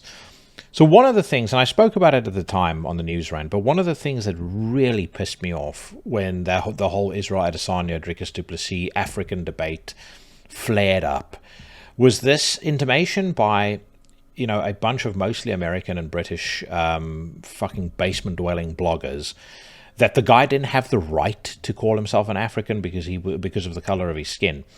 So just to contextualize or give folks a little history lesson, South Africa was discovered by or at least the first white discovery of South Africa was in 1652. The du Plessis surname, or the first people to bear the surname du Plessis, came to South Africa in 1688, which means that essentially someone like Dricus du Plessis has more of a claim to calling himself South African and even African than the vast majority of people, or of white people living in North America. So, for me, when I was listening to all of this nonsense, and again, I gave you guys the backdrop of, patriotism and sport and the role that it plays in the country, and the fact that, I grew up with a bunch of fucking psychopath white nationalists. So I know for an absolute fact, if nothing else, the quickest way in which you can understand that this guy didn't mean anything that he said racially, is the fact that he's wearing that he very proudly was waving around the new South African flag. That's it. What that new South African flag represents is completely and utterly abhorrent to any, dyed-in-the-wool racists or fucking neo-Nazis, the few of them that still exist in South Africa. And again, as I said, what pissed me off, and maybe I was wrong to feel this way. It was a very reflexive feeling that I had when I read or saw some of those interviews and read some of those articles. But it was almost like they were questioning my and other people like me's ability to feel proud of our country. And I thought to myself, you stupid motherfuckers, coming from people whose sole understanding of the history of South Africa is based on whatever bullshit they read on Wikipedia or whatever think piece some fuckface on Bloody Elbow has mustered up in the dead of night after a furious masturbation session to Israel Adesanya's cage highlights. So anyway, yeah, like I said, I mean, maybe I got a little, too emotive about it, but just to clarify, because if you listen to, Weasel Helwani, there's a very noteworthy interview between him and Ezra Adesanya. They make it sound like, Dricus du Plessis is, second generation or first generation South African. That is absolutely not the case. His ancestors probably would have arrived at some point between 1688, as I said, when the first du Plessis arrived in South Africa, and sometime in the 1700s. He has just as much of a right as anybody to call himself a South African and an African. And again, you check social media, the vast majority of Black South Africans, were very firmly, in that dude's corner, and with good reason. Sport is what brings the country together. And people that are not from South Africa don't understand it, because it's very hard to try and explain to folks. Clint Eastwood did a admirable job of trying to depict it on the mostly shit movie Invictus. But again, if you're not from there, you don't quite get it. I hope the guy goes on to be a great representative of the country. That's my big hope. It's like one of those things where, when you have one of your guys on that kind of stage with that kind of a profile, with that, with that sort of presence, part of me at least is thinking in the back of my mind, don't fuck this up. You're representing all of us. But yeah, I don't identify as European. I identify as a South African. I always have. There is a part of me that comes alive when I land in Cape Town, and I know when I'm there that this is home. Europe will never be home. England will never be home. So anyway, on that note, let's check out the new Necrophobic.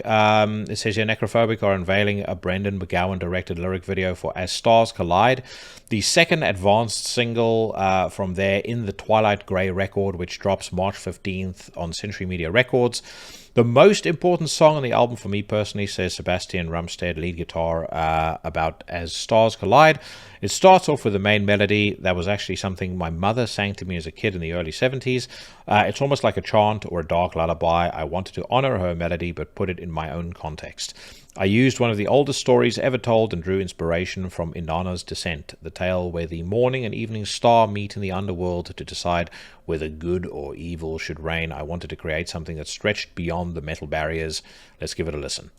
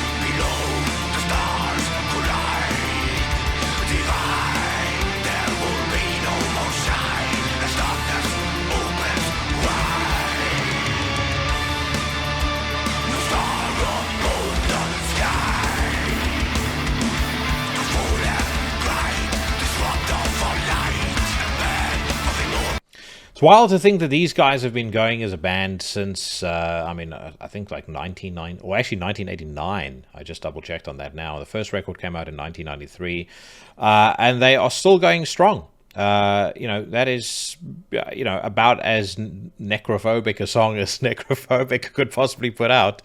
But it just works. Great melodies, great riffs, well written. You can tell these guys are salty dogs and they've been at this for a while. And good news, I can confirm that I have got an interview with Joaquim in the diary. I think it's taking place in the next 2 weeks or so. So you can look out for that dropping at some point in February. But as I said, from my perspective, I think As Stars Collide sounds great, and this new album in the Twilight Grey, I suspect is going to be a Legion favorite.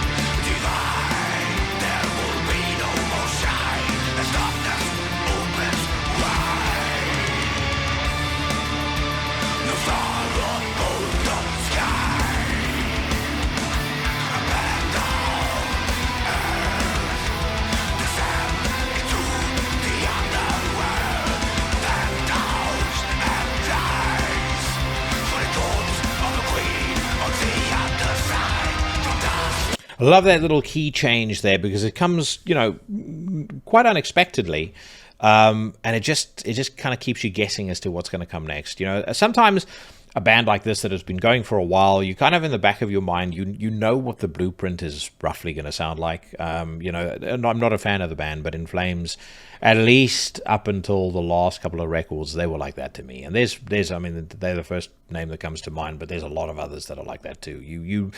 And you know it because you know how the musicians tend to write their riffs, and you know what their writing style is. So it's not necessarily a bad thing, but again, I think if you've been around for a long time and you can kind of still keep that little bit of surprise or that little element of surprise in your songs, I think that's a good thing.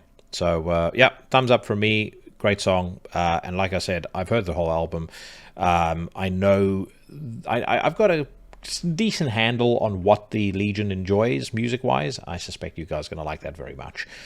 Okay, let's finish up with this one and then have a quick scan through Metal Injection. Vltimas have debuted a new single called Scorcher, and I absolutely cannot hear that word without thinking of the Alan Partridge episode where he's filming the fucking infomercial for the I think it's like a canal boat. And he says that the model that he wants playing his wife needs to be a 40-year-old Scorcher. Anyway, it says here, today, Death Metal Masters Vltimas are presenting a visualizer video for Scorcher, the upcoming album's second single. The epic album is set for March 15th, 2024 official release. Let's listen.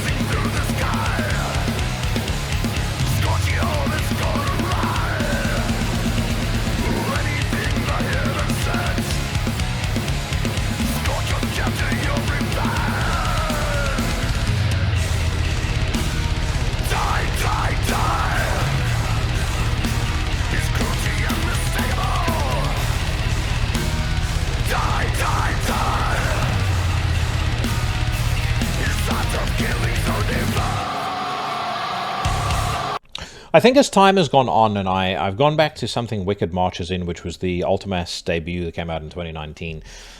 I feel like age has started to show on that record pretty quickly. I mean, it's only 5 years old now, but actually probably less than 5 years old if you go strictly by release dates. But it was a record that should have been better than it was based on the pedigree of the people that were in the band. I mean, if you combine David Vincent, Blasphemer, and Flo, you know, you really are talking about elite of the elite. across, a number of, elite of the elite in their respective stations within the band, the bands that they've been in. Flo's one of the best drummers ever. David is an iconic frontman and vocalist. Runa is, he's just fucking phenomenal. Okay, but what I would say is, what I've heard so far of Epic, it feels to me like this is much more of a coming together of those talents in the way that is most productive, like where the super group becomes more than the sum of its parts rather than just being a super group. Certainly then something Wicked March is in. So you guys tell me what you think, but I'm definitely getting from these new tracks that there's more of a sense of Vltimas as an identity rather than just, okay, we're just a bunch of guys coming in, doing our stuff, doing it very well. Like there's, you can, for as much as I feel like, something Wicked March is in is showing its age a little bit, 5 years in, technically it's a fucking incredible record. I mean, they basically don't, when it comes to Flo's drums, when it comes to Runa's riffing, David's vocals, no faulting it, nothing at all. It just doesn't gel the way that it should gel, and therefore doesn't lead to an outcome that is quite as enticing and exciting as what it should be based on the pedigree of the people that are in there. Which is kind of the thought that I was trying to very cack-handedly form, but we got there in the end. This song, though, is fucking excellent, and that previous single that they released was great too.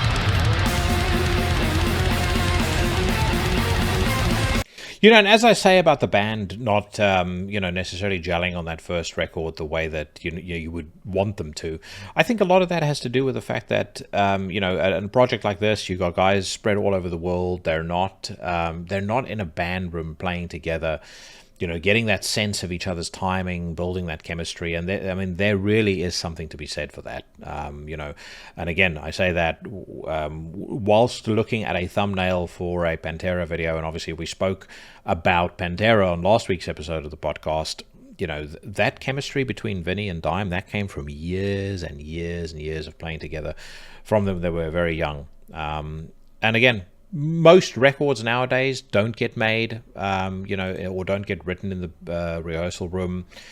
I think bands increasingly aren't really rehearsing together. I don't think that's a good thing. I think there is something to be said for the chemistry and the magic that is created in the rehearsal space, and what that translates to, both on record and on stage. Okay, like I said, we're going to do a quick scan through of Metal Injection and then we'll wrap it up. Let's see what we've got. So, Balenciaga, the high-end fashion brand, best known for posting pictures of children in near pornographic pose, have apparently cast their sights on metal. So it says here, high-end fashion brand Balenciaga just rolled out their self-proclaimed DIY metal line, and the prices are anything but affordable.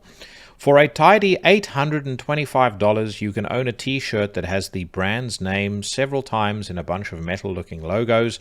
Or if you've got $1,250, you can get a pair of sneakers that look like a 6th grader scrawled the Balenciaga name on the side of them.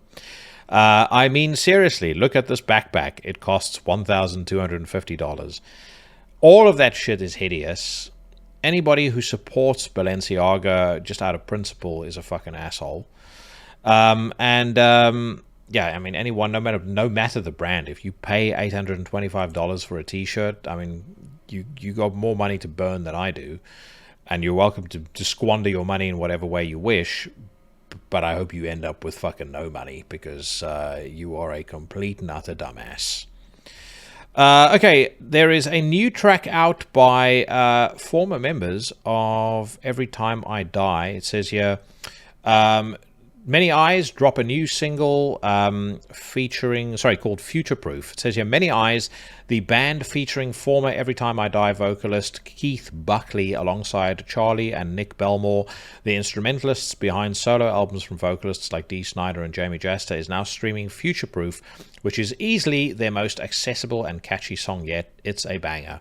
Speaking on the track, Buckley shares, Future Proof is about trusting your intuition in order to move on from the certainty of hopelessness to the uncertainty of hope. It's about disconnecting from present pain to begin a personal journey down a path towards recovery, a path full of unimagined beauty that ends in a true connection to the love that surrounds us all.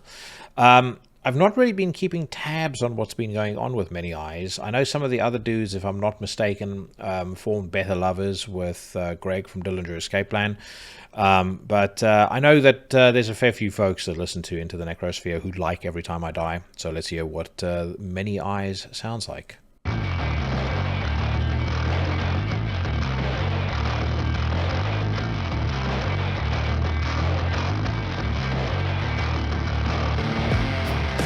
Did it come to this one last time? This continental drift, our great divide. I belong where I am future. Boo. That's a fucking absolute load of wank. Let's move on. Thrilling news. You might get to hear some new Machine Head music this year. And then next up, we've got news about Hideous Divinity streaming the Numinous One, their first album in 5 years. We're at about the 1 hour mark now, so I'm going to wrap it up with this, actually. It says, yeah, Hideous Divinity is back after 5 years with a new single, the Numinous One, featuring a music video produced by Kinorama Studio, and a new record, Unextinct, due out on March the 22nd. Where is the music video link for this? I've got it. Let's hear what the new Hideous Divinity sounds like.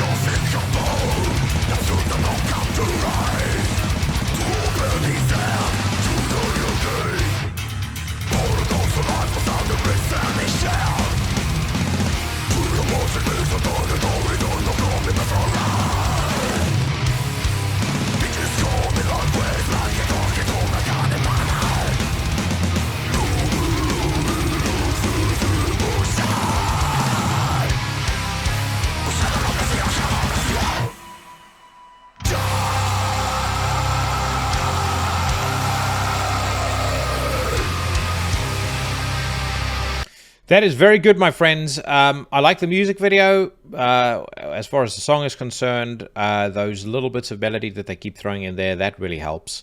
I think the vocals are fucking hard as shit. And if I compare this to Ingested, I mean, I know it's not necessarily exactly the same kind of music, but they dabble in similar area. This is just better to me. This is actually more in line with Vitriol that I mentioned previously. They probably shouldn't come as a surprise that they're both on Century Media Records. But this is pretty decent. Actually more than pretty decent. This is fucking great.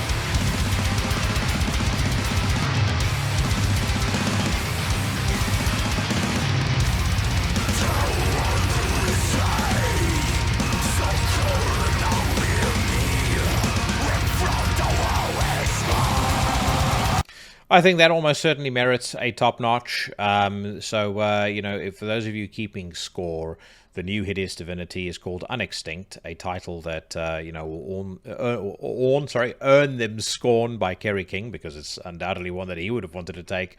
Based on the thinking behind Repentless. But forget the title. The music sounds fucking great. Coming out on March the 22nd, and I'll see if I can get one of the chaps from Hideous Divinity on the podcast, actually. On that poignant note, we will wrap up for this week. And a big thank you to you if you've stuck around until the very end of the podcast. Hope you enjoyed that as thoroughly as I did recording it. I am back next week with the final installment of my Top 30 of 2023 series. My guest, of course, is going to be Sensei Mike Hill. I will count down my top 10. He will count down his top 10. I am sure it's going to be absolutely epic. For now, though, whatever it is that you are doing, wherever it is that you are, stay safe, stay healthy, and I'll see you bad motherfuckers again next week.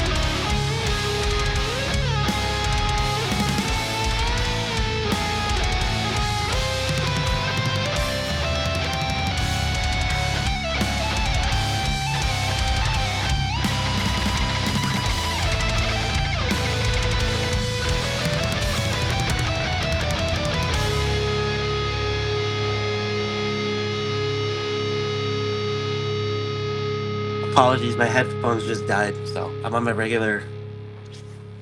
That's a disgrace. You should be more prepared for these.